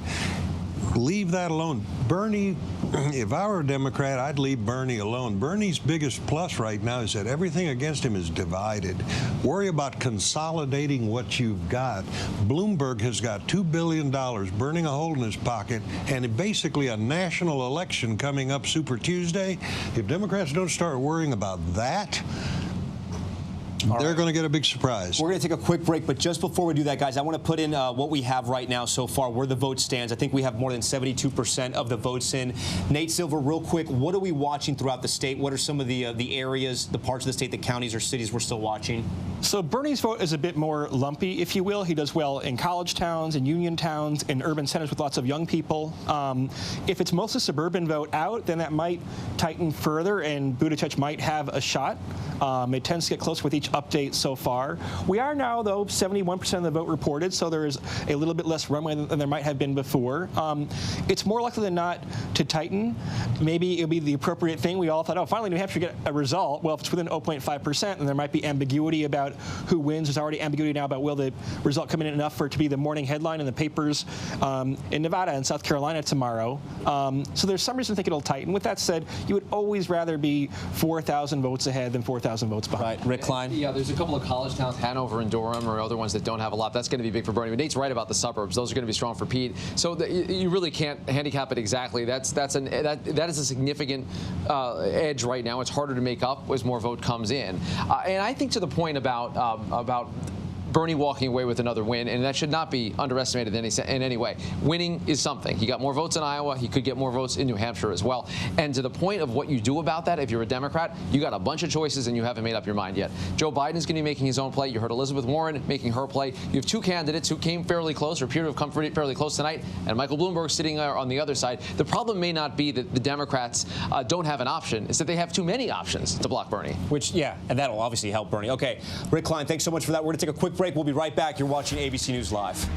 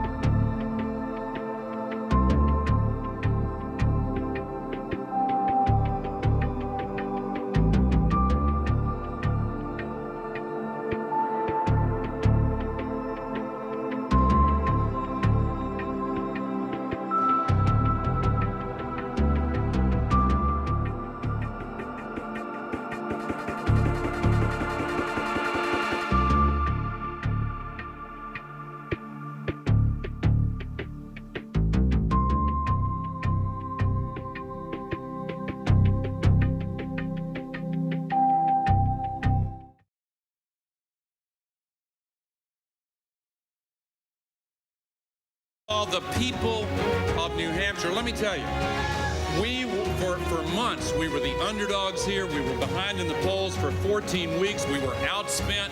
But because of you, we were never outworked. And I thank you for that. Here now, live from Manchester, New Hampshire, Tom Yamas. And that was Al Gore in 2000, the New Hampshire primary, coming out the big winner and crediting his ground game and the hardworking volunteers and staff that helped get him a victory here in the Granite State. Joining me now, political director Rick Klein. Rick, talk to me about the history of New Hampshire. What does it mean to win in New Hampshire? Well, it's definitely a good thing. It's what you want. It's what you want to do. New Hampshire is often rewarded near state candidates, and that's kind of an asterisk over the history of New Hampshire. And it's why, as we discussed earlier, Paul Tsongas won, but everyone thinks Bill Clinton did. But Michael Dukakis won, John Kerry won, and they rode that to the nomination. It happens to be a lot of these Northeastern candidates. But it's a bit of a checkered history as well. We remember Barack Obama coming into New Hampshire in 2008 with a huge head of steam. He had won Iowa, a huge upset. And the poll showed him he was going to win. Yeah. Everybody thought the guy was going to win. And then, likable enough against Hillary Clinton at the debate stage, and he ended up losing that primary to Hillary Clinton, and then created that very long campaign. Hillary Clinton flips it around a couple of cycles later when she wins Iowa and then loses to Bernie Sanders here in a blowout, a 22-point across-the-board sweeping victory that, again, pointed the way forward for a whole lot of action that would last on the Democratic side. So, look, New Hampshire has its own idiosyncrasies. People here take it so seriously. It's to me, inspiring to walk around and talk to people who spend so much time talking to these voters, and they deliver mixed results. But what they can do is they can give someone a ticket. And I think the other lesson is that often, or at least sometimes, it's not the winner that gets the biggest boost. Sometimes it inspires a loser, or it's a way to ride a wave of momentum. It could be more than one ticket that comes out of a state like that. And in a night like tonight, with three candidates clustered in the 20s, you could be talking about arguments for three different quote-unquote winners. Yeah, and the winner will get the headline, but Senator Klobuchar likely will be that sub-headline, and she's going to get a lot of press coming in third place. I'm honored now. We have our New Hampshire political expert. It's taken a while, but we found you. We don't know where you were. I'm so glad. Well, he was talking about the history of the New Hampshire primary. Come to my house. We have the Al Gore bathroom, the Jimmy Carter bedroom, the Bill Clinton living room. I mean, it's just unbelievable. My house has always been open and available to presidents in waiting. Okay, maybe me and Rick will join you later for a drink. That sounds like a lot of interesting rooms. Sounds like something out of Vegas. Arnie Arneson, you are an expert on New Hampshire politics. What's the biggest surprise for you tonight? I think Amy Klobuchar has 6 letters that she has to love.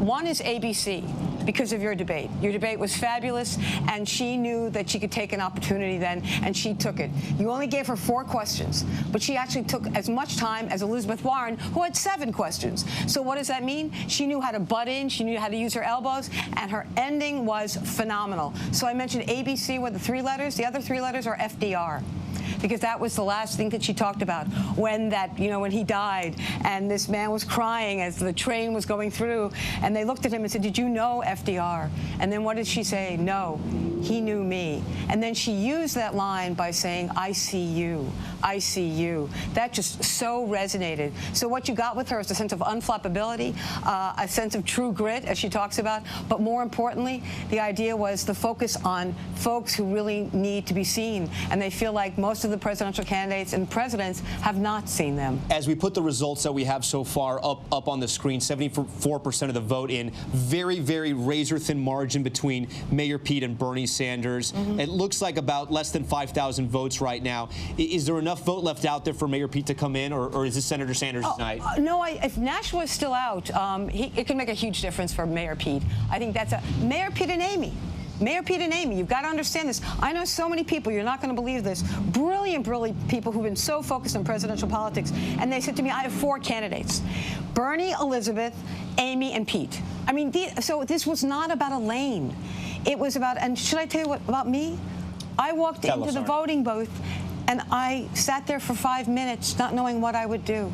And I know them all, and I know the issues all. And I was trying to think not only about electability, was I going to go with my head, was I going to go with my heart? And given that Donald Trump is such We've never experienced anything like him. We don't know what electability means. That's what's so frightening. And I think part of the problem is Bernie Sanders has always said he's going to expand the base. It didn't happen in Iowa. He's going to expand the base. It didn't happen in New Hampshire. We need to bring new people in, and this is the time to cultivate them, not at November, but now. And that's going to be the biggest challenge for Bernie. Not that he doesn't win here, but the problem is that's his electability line, is I can bring in new people. Where are they? Where did his voters go tonight? Where do you think his voters went, the people that stood with him in 2016? Do you think they broke for Amy and for Mayor Pete?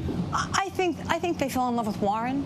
They loved her ideas. You've got to remember that. And I think with Elizabeth Warren is that she doesn't necessarily have the political skills. She may have the ability to be a great president, but what you saw happen with the whole Medicare for All thing, she didn't have the right response at the right time. Then you saw what happened at the debate. She disappeared during the debate. And that debate was so crucial because there were so many undecided people. They didn't know what the hell to do. And then they watched the debate, and the only person that really rose above the rest of them was Amy. And they suddenly went, okay, I'll take her. I mean, and that was really how it was, because we all had 4 different choices and we didn't know what to do. And what you really want is someone who you think can rise to the occasion, and she rose at the right time. And I think that's really important. Timing is everything. The problem for Amy Klobuchar, she had no organization in Iowa. She had no organization in New Hampshire. She didn't need it in Iowa. She came in 5th, okay? But she doesn't really need it here because we all came in so confused, and this is a primary, and because we all had 4 choices, and that primary, that debate was phenomenal. I'm going to compliment you again. That gave her the opportunity she had. If she had organization, she might be 2nd. All right, George Stephanopoulos has been listening. He just told me to tell you thank you. He also wants to come over for drinks later at the Arnie. You got to check out the Arnie, your insight has been phenomenal, so stick around because I do want to come back to you, and I think Rick and me are going to take you up on that drink offer. These are the latest reporting. This is what we have, the latest votes coming in so far, 79%, almost breaking 80. We have Senator Sanders still in the lead, but look at that, just less than 5,000 votes separating Mayor Pete and Bernie Sanders. Our Rachel Scott has covered a lot of New Hampshire for us. As one of our ABC News correspondents on the campaign trail. She's at the Senator Klobuchar watch party, which ended very early tonight, Rachel, because she wanted to come out there and declare the victory of the expectations game. Talk to me about Senator Klobuchar and what you saw, at least in this last week of her campaign. Yeah, well, she made it clear tonight, Tom, that she is here to shake up this race. And what I find so interesting is really the final 48 hours before voters headed to the polls. I talked to one voter here tonight who told me that she made up her mind when she was inside of that booth. And she said she really wanted to steal a little bit of something from every single candidate that was on the ballot there. She wanted a little bit of Biden. She wanted a little bit of Warren, a little bit of Sanders. But what this came down to for her was a fight against President Trump and also a battle for the future of this party. And when she thought about who can possibly beat the president and who can convince independents and moderate Republicans to come over to this side, the message was clear. The choice was clear, that it was Klobuchar. And tonight, that is so much of what we heard from the senator on this stage tonight. And I am reminded so much of her campaign announcement, which was a year ago yesterday. I was there. I remember it because it was brutally cold. And she even says people didn't think she was going to make it through that speech because it was so cold. And people didn't think she was going to make it to the debate stage or to Iowa or even here to New Hampshire. She says that she's defying expectations. But her whole pitch is about bringing in fired up Democrats, bringing in independents, and bringing in moderate Republicans. And she says that she has the track record to do it. Remember, she won over 40 counties that voted for both President Trump and voted for Hillary Clinton. And so she says that she can do this. She can convince Republicans to come over to this side ahead of the general election. She made her case tonight. The question is, though, will this momentum continue? Obviously, the strong debate performance really had a heavy hand here in New Hampshire, but will it, continue ahead of Nevada, Tom? Yeah, Rachel, we will see Nevada and South Carolina. Phenomenal reporting. Thank you so much, Rachel. We appreciate that. We want to go to Stephanie Ramos now. She was at the Senator Warren watch party tonight. And I know Senator Warren did a round of interviews just after she wrapped up her comments. A horrible night for her. Somebody who's in a neighboring state, who has name recognition, who's campaigned so hard, who had that fighter's message. What was she saying? What is sort of the autopsy of her New Hampshire campaign? Well, Tom, basically, Senator Elizabeth Warren and her team are saying that they're going to push forward regardless of the numbers tonight. They are looking forward to Nevada, South Carolina, and Virginia, looking forward to Super Tuesday. So a clear sign that they are in this for the long haul. Her campaign has also told me that they're playing the long game. They've stressed time and again that this is a marathon, not a sprint. And also want to note that President Trump did tweet about Elizabeth Warren a little earlier, calling her a derogatory name once again and making fun of her unity theme. And I can tell you her campaign is not fazed by that response. They kind of expected it. But again, they are pushing forward, and they say in order to beat Donald Trump, they have to be the party that signifies unity, and that is the message that she has tried to stress time and again, especially in these last few days here in New Hampshire. She also has stressed that she's reached out to past candidates that have dropped out of the race, and has talked to them about adopting their plans.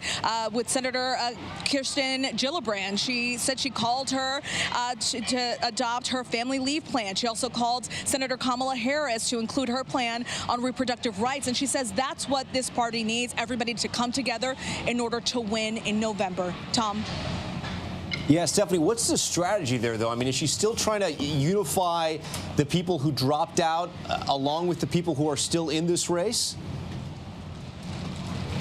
It seems as though the strategy is to prove to voters, to prove to her supporters that she has a plan by listing off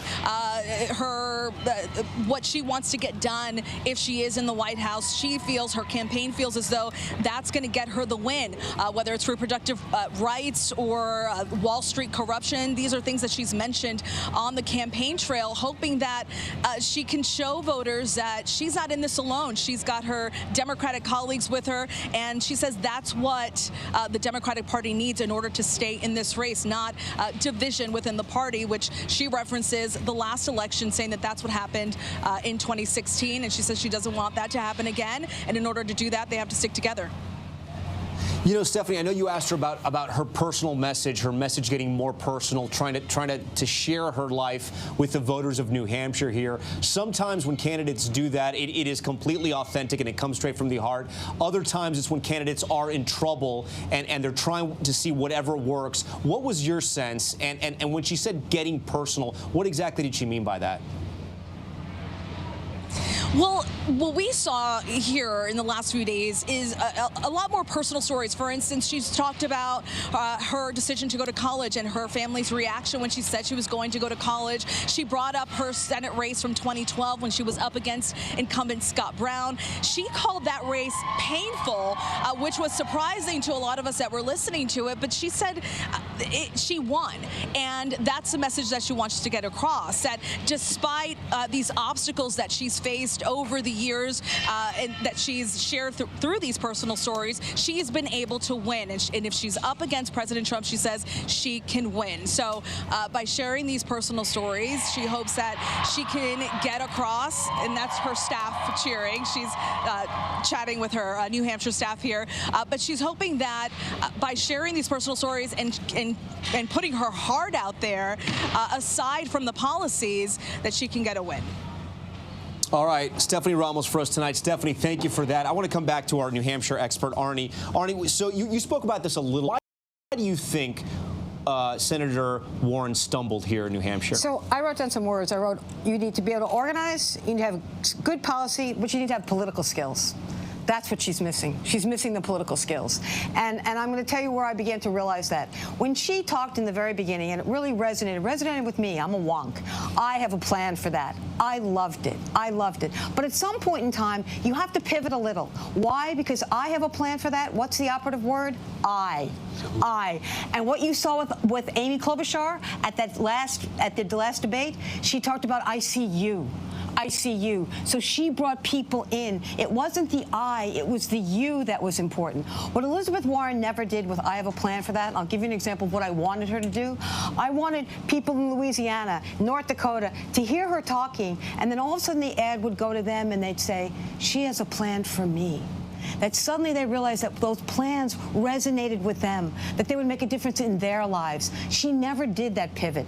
When she got caught up on the Medicare for All, because, you know, she was going to take some time to do it, and then she was going to figure out how much it cost, what she never said was, Bernie, you wrote the damn plan. It'll take 4 years under your plan. There's no switch there. She never flipped it on him, using his own damn plan. And so that's a political skill, and that's a skill that she's missing. She's earnest. She's smart. People admire her and love her. But in the end, because this is the rough and tumble of running for president, not running for the United States Senate in Massachusetts, where it's already sort of predisposed to being a Democrat, that's why she needed to gain those skills. Even what she said tonight makes no sense. This is not kumbaya.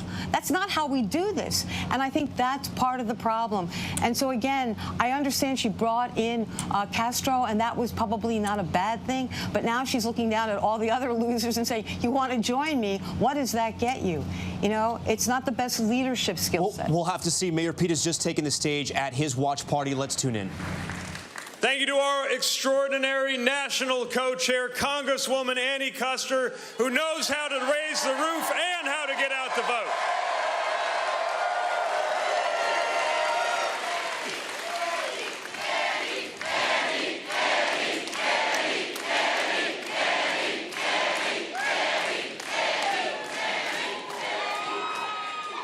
And thank you to Chasten, the love of my life, who keeps me grounded and makes me whole.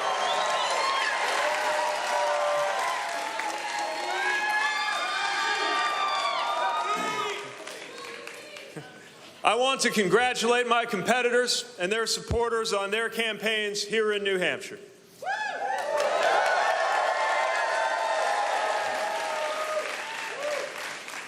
I admired Senator Sanders when I was a high school student. I respect him greatly to this day, and I congratulate him on his strong showing tonight.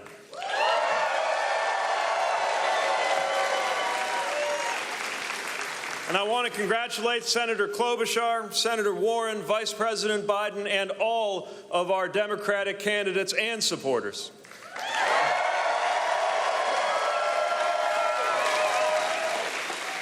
And I know that we all share the spirit that we heard from some of our volunteers at a poll site earlier today who welcomed a competing candidate with chants of vote blue no matter who. We are on the same team.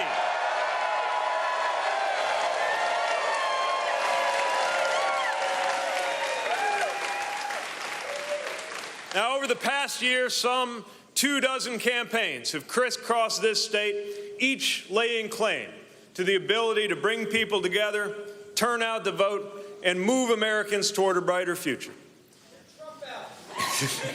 That too.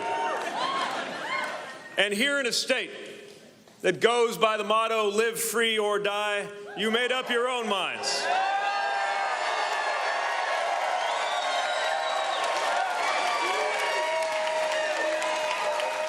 You asserted that famous independent streak. And thanks to you, a campaign that some said shouldn't be here at all has shown that we are here to stay.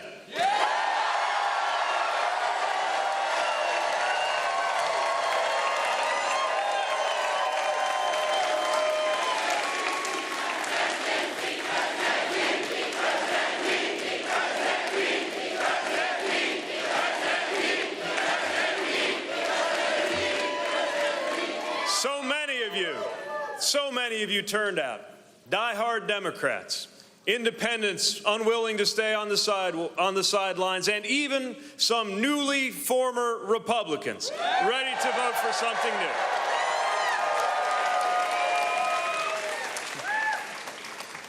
Ready to vote for a politics defined by how many we call in instead of by who we push out.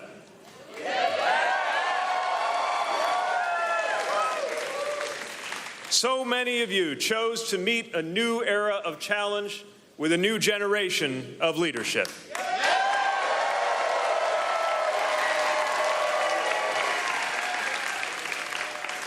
So many of you decided that a middle-class mayor and a veteran from the industrial Midwest was the right choice to take on this president, not in spite of that experience, but because of it.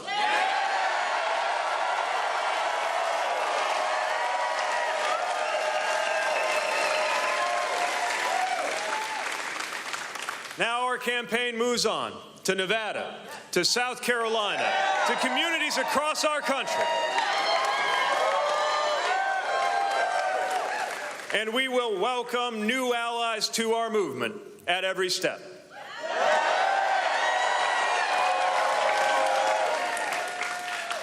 We'll go forward thanks to the work of our extraordinary team of staff and organizers and volunteers. I may be biased on this, but I'm also right. We have the finest team in politics today.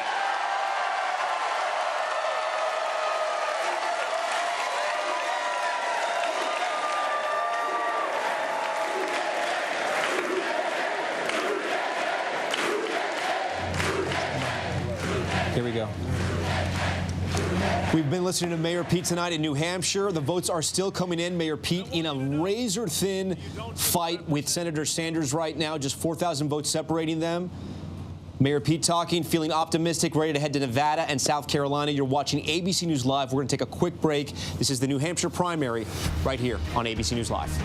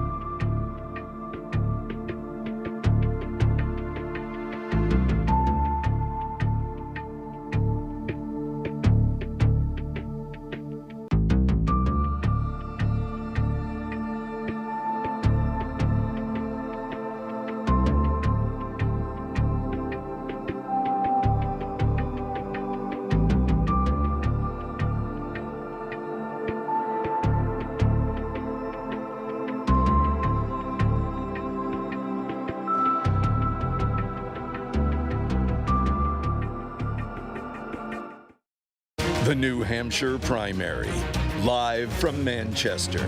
Here now, Tom Yamas.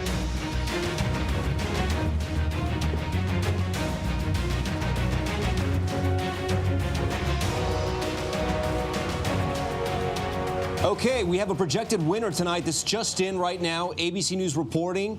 Bernie Sanders, according to the vote that has been reported by New Hampshire, he's the projected winner tonight for the second time in 4 years. Senator Bernie Sanders winning the New Hampshire primary. It was very close with Mayor Pete Buttigieg, only separated by a few thousand votes, with 86% of the vote coming in. And that could even tighten more than that. But again, Senator Bernie Sanders with a big win here in New Hampshire. He was projected to win by all the polls. It was unclear by how much he would win. He won 60% of the vote 4 years ago against Hillary Clinton, a much different race, only two candidates. But look at still how close we are here. Less than 5,000 votes, winning by 2 percentage points, but a win nonetheless. The other big headline tonight, Amy Klobuchar coming in third place. A huge showing for her, for someone who was having trouble just a month ago, having a big debate performance. taking 5th place in Iowa and then coming here and placing 3rd. But a disappointing night for Senator Elizabeth Warren and Joe Biden, both in the single digits. Rick Klein's our political director tonight. We knew it was going this way. We weren't sure by how much he was going to win. What can we take away from this win for Bernie Sanders? A win is a win, but not all wins are actually created equal. So look, Bernie Sanders is going to have the most votes in Iowa. He's going to have the most votes in New Hampshire. It's actually possible that Pete Buttigieg is going to have more delegates than Bernie Sanders at the end of the night. He got more delegates in Iowa, and it's basically going to be tied, maybe a tiny advantage in delegates there. So in this instance tonight, people are going to see this with a couple of different headlines. We're going to be talking about Bernie Sanders. He deserves credit. Another win. That is a very narrow win, especially compared to the fact that he won by 22 points last time around. 26%. That's 3/4 of the Democrats that are voting for someone other than Bernie Sanders. And that Amy Klobuchar, 20%. That is a big deal tonight. She vaulted herself out of the conversation to a top-tier contender status, and she did it on the strength of that debate the other night. She is now going to be part of this campaign conversation moving forward. So the anti-Bernie candidates are not coalescing. In fact, they may be growing. All right, Rick Klein, thank you for that. I want to bring in our panel now. Senator Heidkamp, Alex Castellanos. For you, Heidi, what is the headline out tonight? Bernie Sanders won. You can't take that away from him, but a big night for Senator Klobuchar, and Mayor Pete showing he's viable. He's a competitor. I think the headline is there's no front runner right now in the Democratic race for the nomination. Everybody's pretty equal. I know we're kind of looking at these numbers and parsing them, but you got 3 people who are functionally pretty equal here. I think that on the negative side for the Democrats, not a big turnout. Not a big turnout, and you would expect a lot of anger, a lot of momentum, and I think part of that is because there isn't a big competition. We haven't seen, people going at it so that people feel like, oh, I got to go support my guy. It's kind of like a bumper sticker I saw. Democrat 2020. Like, people don't really care which one of these win because they're going to support whoever does. Alex Castellanos, Republican consultant. What are Republicans and what is the White House thinking tonight? I think the White House is disappointed tonight because I think the White House would have prayed for a stronger victory from Bernie Sanders. It's an easier picture to paint. I don't think they got that tonight. Instead, the 2 stories coming out tonight are, one, Bernie Sanders, the leader of the Democratic Party, doesn't really have his party behind him. And the other storyline here is that Joe Biden seems to be gone, and Democrats are sorting out who is going to replace him, and there are more than one contenders there now. The process goes on. We keep hearing those church bells sometimes when Joe Biden's name comes up. I'm not sure what that means. I want to go to Whit Johnson tonight. He's at the Senator Sanders watch party in New Hampshire. Whit, give me a sense of that room tonight. It's got to be on fire. They are fired up, Tom. More than 1,000 people inside this gymnasium, and we've been told that, in fact, bear with me here, Bernie Sanders is in the building right now. We're told that he's going to speak in just a matter of moments. It was interesting, though. I want to go back a few moments ago because when Mayor Pete Buttigieg actually popped up on the screen here, people in the crowd started booing him, and they started chanting Wall Street Pete. So that really goes to what we've been talking about here, this divide within the Democratic Party between the Sanders supporters and some of the more moderate members of the party, supporters of Buttigieg and Biden. Hang in there with me, Tom, for a second, because I think Sanders might be coming out at any moment. But I can tell you, we were talking to some of his advisors earlier tonight, and they said they were feeling very confident. They liked the momentum that they got out of Iowa. They liked what they were seeing in the ground game here, but they knew that this was going to be neck and neck here in New Hampshire. But they're going to be very excited to claim another victory. Remember, even though Buttigieg got the delegate edge in Iowa, Sanders himself claimed that they still won the so-called popular vote there, and they want to take these wins. They consider themselves... Tom, I'm going to throw it back to you here for a moment because Sanders is walking out. All right, let's stand by as we wait for Senator Sanders to take the stage at a victorious party. But, the Senator Sanders campaign now, Rick Klein, I want to ask you this. They can lower the bar and say they knew it was going to be neck and neck, but that's not exactly true. They were feeling very confident. They had a huge win 4 years ago. I spoke to him yesterday, and he said he was feeling very good. Look, they're going to walk away from this and say we got the most, period, end of story, but this is a sentence that is ongoing for a long time. They knew that this was an opportunity for them to put a exclamation point on his lead in this race and to establish clear front-runner status status, you could call him a front runner, but there's not just one. I think Senator Heitkamp is right. There is no front runner right now in the Democratic race. There are two people that are kind of neck and neck, and a couple of others who are nipping at their heels and finding different angles in. There's no sense that there's an end game for any of the candidates. I think you have to recognize there are flaws in everyone's strategy at this point. There are flaws in their assumptions, and that includes Senator Sanders, notwithstanding a win in New Hampshire. All right, Senator Sanders is in front of the microphone right now, joined by his family. Let's listen in.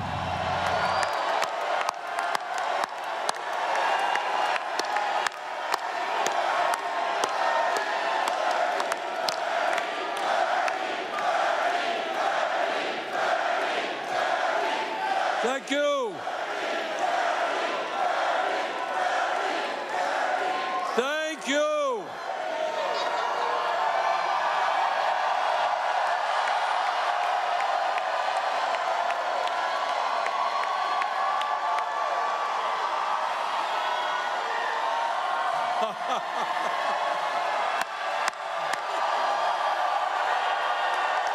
Thank you. Thank you.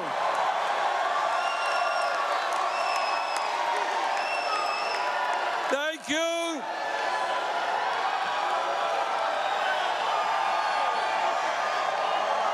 Thank you, New Hampshire.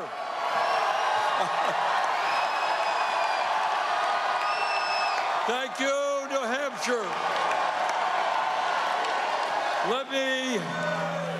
Let me take this opportunity to thank the people of New Hampshire for a great victory tonight.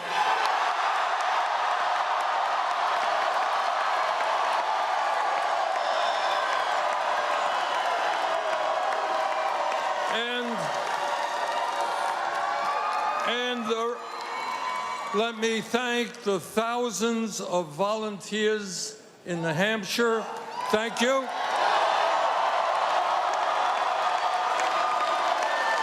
Who knocked on doors in the rain and the snow and the cold.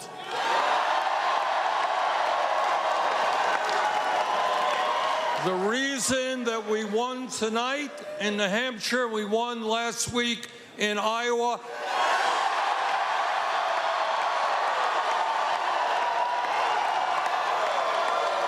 is because of the hard work of so many volunteers.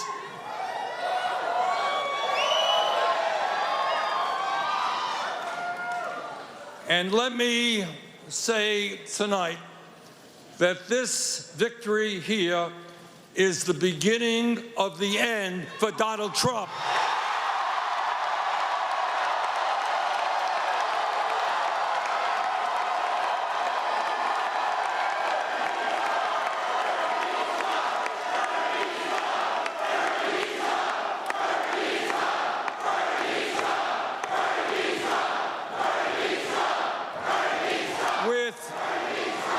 Victories behind us, popular vote in Iowa and the victory here tonight. We're going to Nevada, we're going to South Carolina, we're going to win those states as well.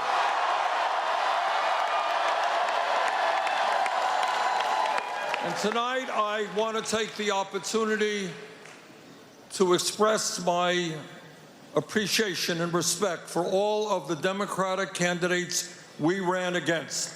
Pete Buttigieg, Amy Klobuchar, Elizabeth Warren, Joe Biden. And what I can tell you with absolute certainty, and I know I speak for every one of the Democratic candidates, is that no matter who wins, and we certainly hope it's going to be us, we are going to unite together. We are going to unite together and defeat the most dangerous president in the modern history of this country.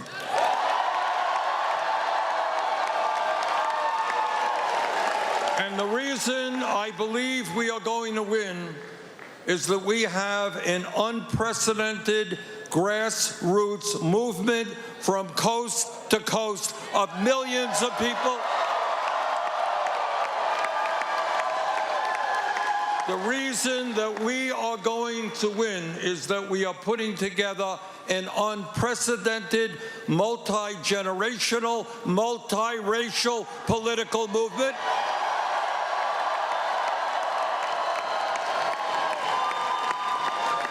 And this is a movement from coast to coast, which is demanding that we finally have an economy and a government that works for all of us, not wealthy campaign contributors.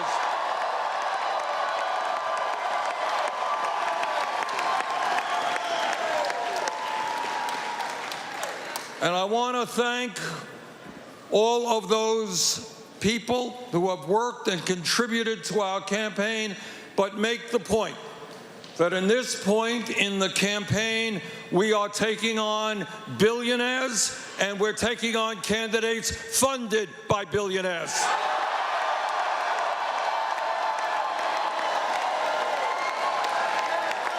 But we are going to win because we have the agenda that speaks to the needs of working people throughout this country. Health care is a human right, not a privilege.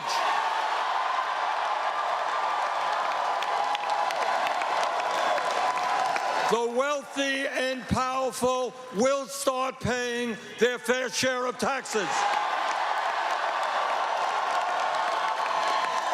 We will make public colleges and universities tuition-free and cancel all student debt.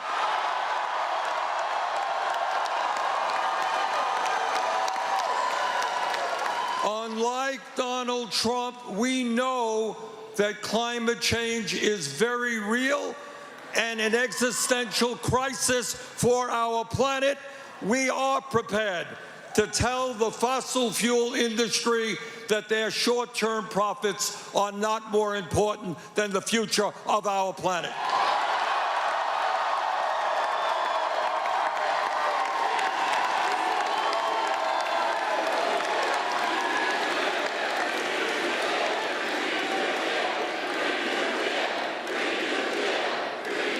We are going to end a racist and broken criminal justice system. We are going to pass comprehensive immigration reform. Our gun safety policies will be determined by the American people, not the NRA.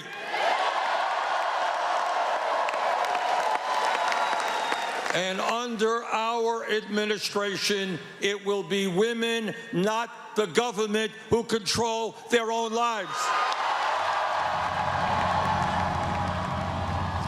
We've been listening to Senator Bernie Sanders, the winner of the New Hampshire primary tonight during this election cycle in 2020. Back-to-back victories for the Vermont senator. Not sure if that's a record. Rick Klein, any idea? Anybody win back-to-back in two races where there wasn't an incumbent? I don't think that's happened. I don't think it's happened to win back-to-back like that. But what's interesting here is he won back-to-back in much different ways. Right. First time he wins, he sets a record when there's no incumbent there with 60% of the vote. This time it looks like he's going to have a record in the other direction, a record low. It is an entirely different victory. Yes, he has the same kind of supporters, but he's going to end up with less than half the vote share that he did 4 years ago. And yeah, there's a lot more candidates, but this is not nearly the kind of victory that he enjoyed 4 years ago. Yvette Simpson, I want to ask you about this. Bernie, I don't want to say he's your candidate, but he's definitely a candidate that you support. A big victory tonight, maybe not as big as he wanted it, sort of razor thin once you look at the numbers and you crunch them down. But Yvette, he had this message that he wants to unify the party, but then about 20 seconds later, he takes a shot at Mayor Pete. Well, I think the important thing that Bernie Sanders always wants to do is clarify the difference in policy. I don't know that he's taking a shot at him personally. He's saying, here is who I am. I'm a candidate that does not support billionaires. My opponent supports billionaires, right? And so I think it's more a policy position. I think the difference you see is with some of the candidates when they attack Bernie Sanders, sometimes it feels a little personal. You know, they're talking about him being a socialist when they know he's a democratic socialist. They know what that means. And so I think he's always going to clarify the difference stance and policy position, and I think that's what he's doing. He wants to make it very clear, particularly because you've got some new candidates who have kind of been trying to ride this middle line, haven't been really clear. I support Medicare for all, but Medicare for all who want it. He's really, really drawing a difference here, and he's saying, here's the candidate that I am, and I'm very different from my opponent. And I don't know that that means he's not being unifying, because he has said he will support whoever the nominee is. He's saying, when you get me, here is what you get. And when you get, Pete Buttigieg, here's what you get. And I think that's an important distinction that Senator Sanders is always going to make. But definitely a great win for Senator Sanders today. And I think the momentum going into Nevada, which has more delegates than both the first two states have had, and of course South Carolina, which has even more than those three. So we'll see how it all turns out. I would say the headline for me is on to Nevada and South Carolina, where black and brown voters finally get the chance to have their voices heard. Yvette Simpson writing the headlines before they even come out tonight. All right, Yvette, thank you so much for that. Great to have you tonight, Yvette. Thanks so much for everything. Adiso, I want to go to you now. What's your takeaway here? Rick made the great point that Bernie Sanders had a huge win 4 years ago. Barely edges out Mayor Pete this time around. Well, first, I think the loser is certainty.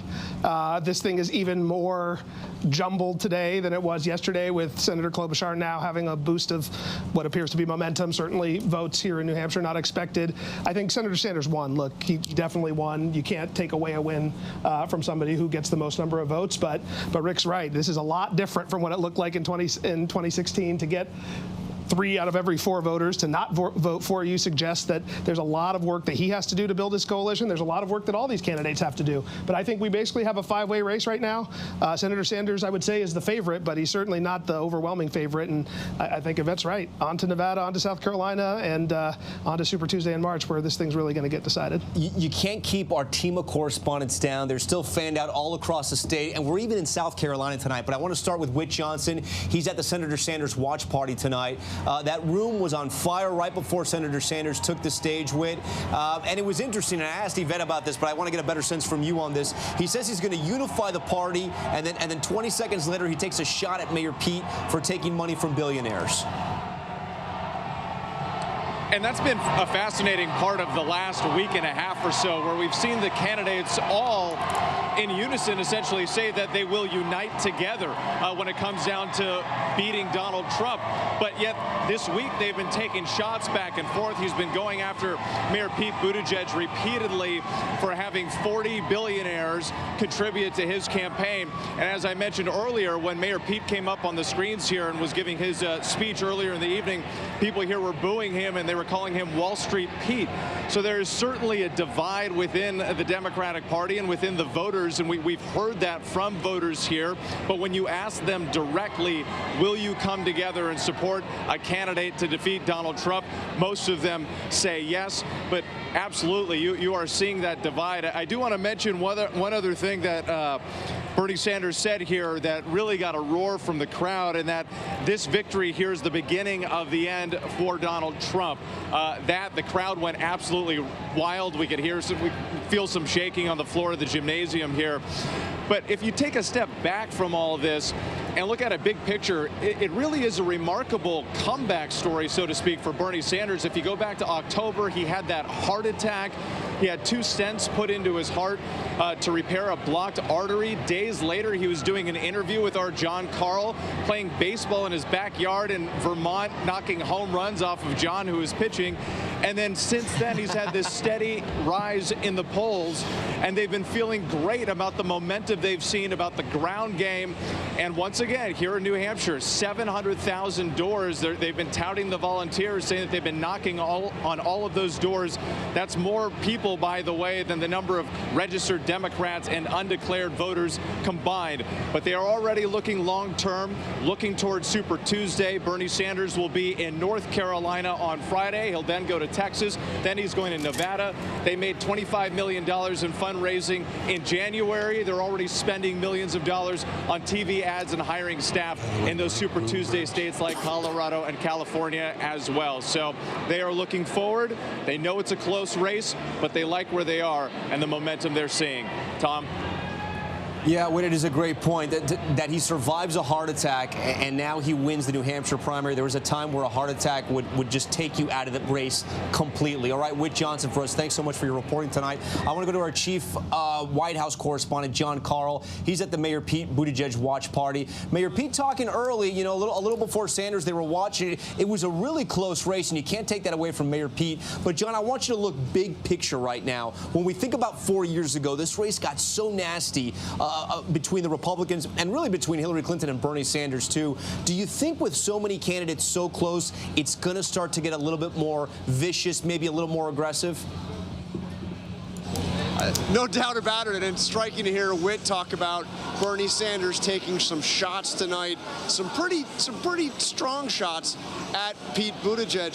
Here, Buttigieg, this was mostly a celebration. He actually congratulated Bernie Sanders on a strong showing in New Hampshire. Not a victory, Tom. He didn't say that. He said a strong showing in New Hampshire, and he talked about unity. He talked about how that this must be the beginning of the end of Donald Trump. But he did take a couple kind of glancing blows on Bernie Sanders, including this line that he's been using a lot. He said, we cannot defeat the most divisive president in modern American history by alienating anybody who is not by tearing down anybody who is not 100% in agreement with us. So that whole theme of his, that, you know, on one side you have people calling for revolution, on the other side you have people calling for the status quo. Where does that leave the rest of us? That's the campaign that Pete Buttigieg is running. It's not no sharp-elbowed attacks on Bernie Sanders. The strongest attacks aimed still at Donald Trump. But man, compared to the campaign that we covered 4 years ago, Tom, it sure all seems pretty mild. John, is there a theory amongst the press corps that covers the president day in, day out, why the president hasn't targeted Mayor Pete really at all, besides making fun of his name? That's all it does. In fact, there was another tweet just a short while ago from the president where he again made fun of his name and said he's driving crazy Bernie nuts. Very interesting. You know, there isn't a working theory of the case. It just seems that it hasn't really gotten on the president's radar yet. Hasn't gotten to the point where he feels that the former mayor now is a threat to him. But I can bet you that after tonight, we'll be hearing more from Donald Trump targeting Pete Buttigieg. By the way, his campaign just told us that his website by far has had more traffic in these last couple of hours here than they've had through the rest of the campaign. This is clearly a huge moment. He may leave here without the victory, but he's so close that when you combine the number of delegates that he won in Iowa, you know, winning by 2, to the close race here, he may end the night still as the leading candidate, at least by those delegate counts, and they're still small, but the leading candidate for the Democratic presidential nomination, which is just kind of an unbelievable thing, considering, again, how obscure he was when he got into this race. Mayor of South Bend, Indiana, the former mayor. All right, John Carl, thanks so much for your reporting tonight. We appreciate it. We want to go down to South Carolina, Columbia, South Carolina. That's where one of our campaign reporters, Eva Pilgrim, has been camped out all night. She started her day in Manchester, but she covers the Biden campaign, and Biden had an early exit out of this state, and now tonight, Eva, with the results in, we know why, a single-digit showing for a former vice president here in New Hampshire tonight. That's exactly what happened to Joe Biden. But he came here to South Carolina and he opened up his speech to this packed place saying, it ain't over, man. And telling them to make sure to tell all the talking heads on TV that this fight isn't over for Joe Biden. He talked about the fact that, you know, if you look at the first 2 states, those 2 states don't have a lot of diversity in the voting population. And they always have said that South Carolina, Super Tuesday states, that was going to be the road to the nomination for Joe Biden. They made a strategy move. They took a gamble. They are gambling, playing the delegate math game, hoping that if they focus in the areas that he's strong in, that those people will turn out to vote for him. And he does well here in South Carolina. The voters here in South Carolina know him. It was interesting being here tonight because he did not well in New Hampshire today. You would have expected this event to have been a little bit more somber. It was a party. People were dancing. This was the most diverse crowd, both in color and in age, that I have seen at a Joe Biden event. Yet there was a gospel choir at the beginning. People were light. They were having fun. There were children running around. It was a very different feel from the speech he gave even to these people tonight. And I think that was part of why he came here to South Carolina. At one point he said, "I love South Carolina. I hope you, South Carolina, love me back." And I think he was hoping to get a little boost for himself mentally so that as he goes forward, but he knows, and his campaign knows, South Carolina is important. They're not saying that it's do or die, but he has to win here. You really can't imagine a road through to Super Tuesday if he doesn't win here in South Carolina, a state that they have been saying since the beginning, Tom, that they were counting on. Eva Pilgrim with some keen observations tonight from the Vice President Joe Biden event there in South Carolina. And Rick Klein, as I go to you, our political director, I think Joe Biden did probably the best thing he could do, which was turn the page on New Hampshire early.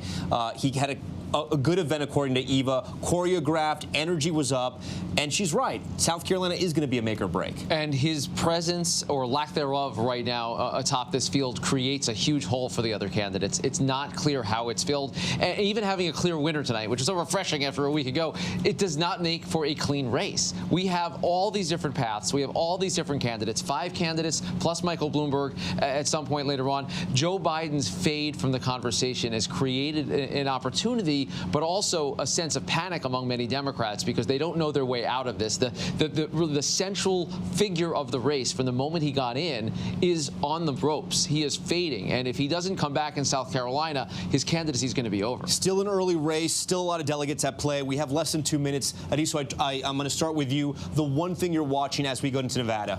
You know, this is not going to be, you're not going to expect this, but it's Tom Steyer. Tom Steyer has been in Nevada and South Carolina quietly doing what Mike Bloomberg has been doing in Super Tuesday states over the course of the last few months. He has had the airwaves all to himself. We haven't seen a lot of polling out of Nevada and South Carolina. I actually think there might be yet another contender coming in when we get around to Nevada next weekend and South Carolina after that. And so I think he's going to be somebody to watch. He is showing some strength in South Carolina. It is true. All right, Alex. 2 things. One is I think the New Hampshire app worked a lot better than the Iowa app.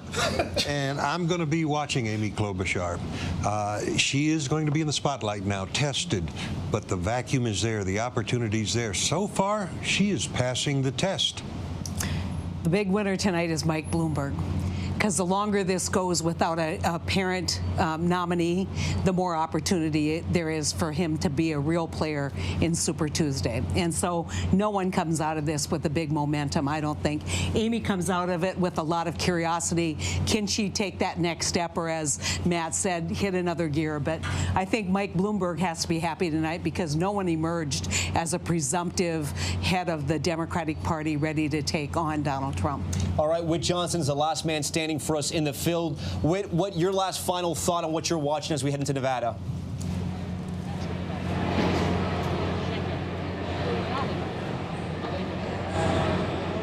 Whit, your last thought as we head into Nevada as we run out of time here?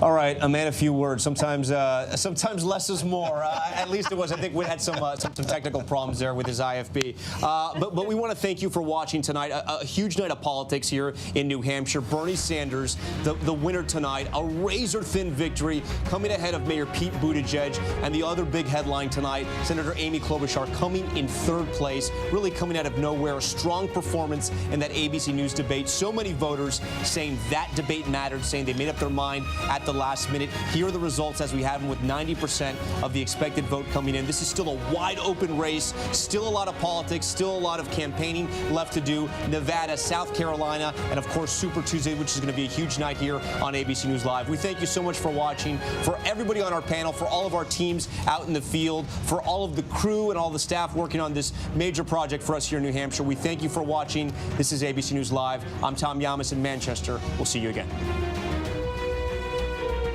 Thank you, New Hampshire. Thank you, New Hampshire.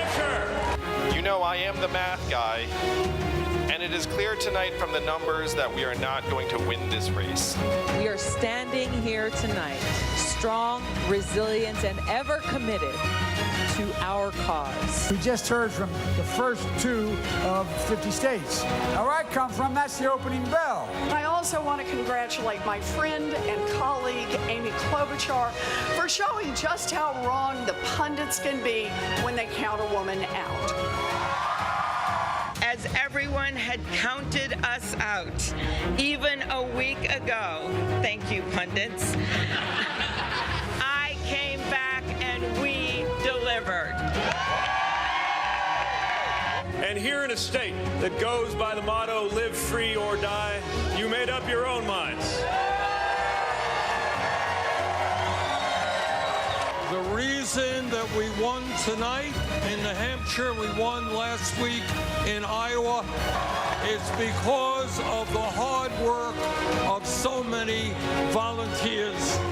And let me say tonight that this victory here is the beginning of the end for Donald Trump. Thank all of you. We are so excited. We're going to take this show on the road. The fight to end Donald Trump's presidency is just beginning. Just beginning. With absolute certainty, and I know I speak for every one of the Democratic candidates, is that no matter who wins, and we certainly hope it's going to be us, we are going to unite together. We are going to unite together and defeat the most dangerous president in the modern history of this country.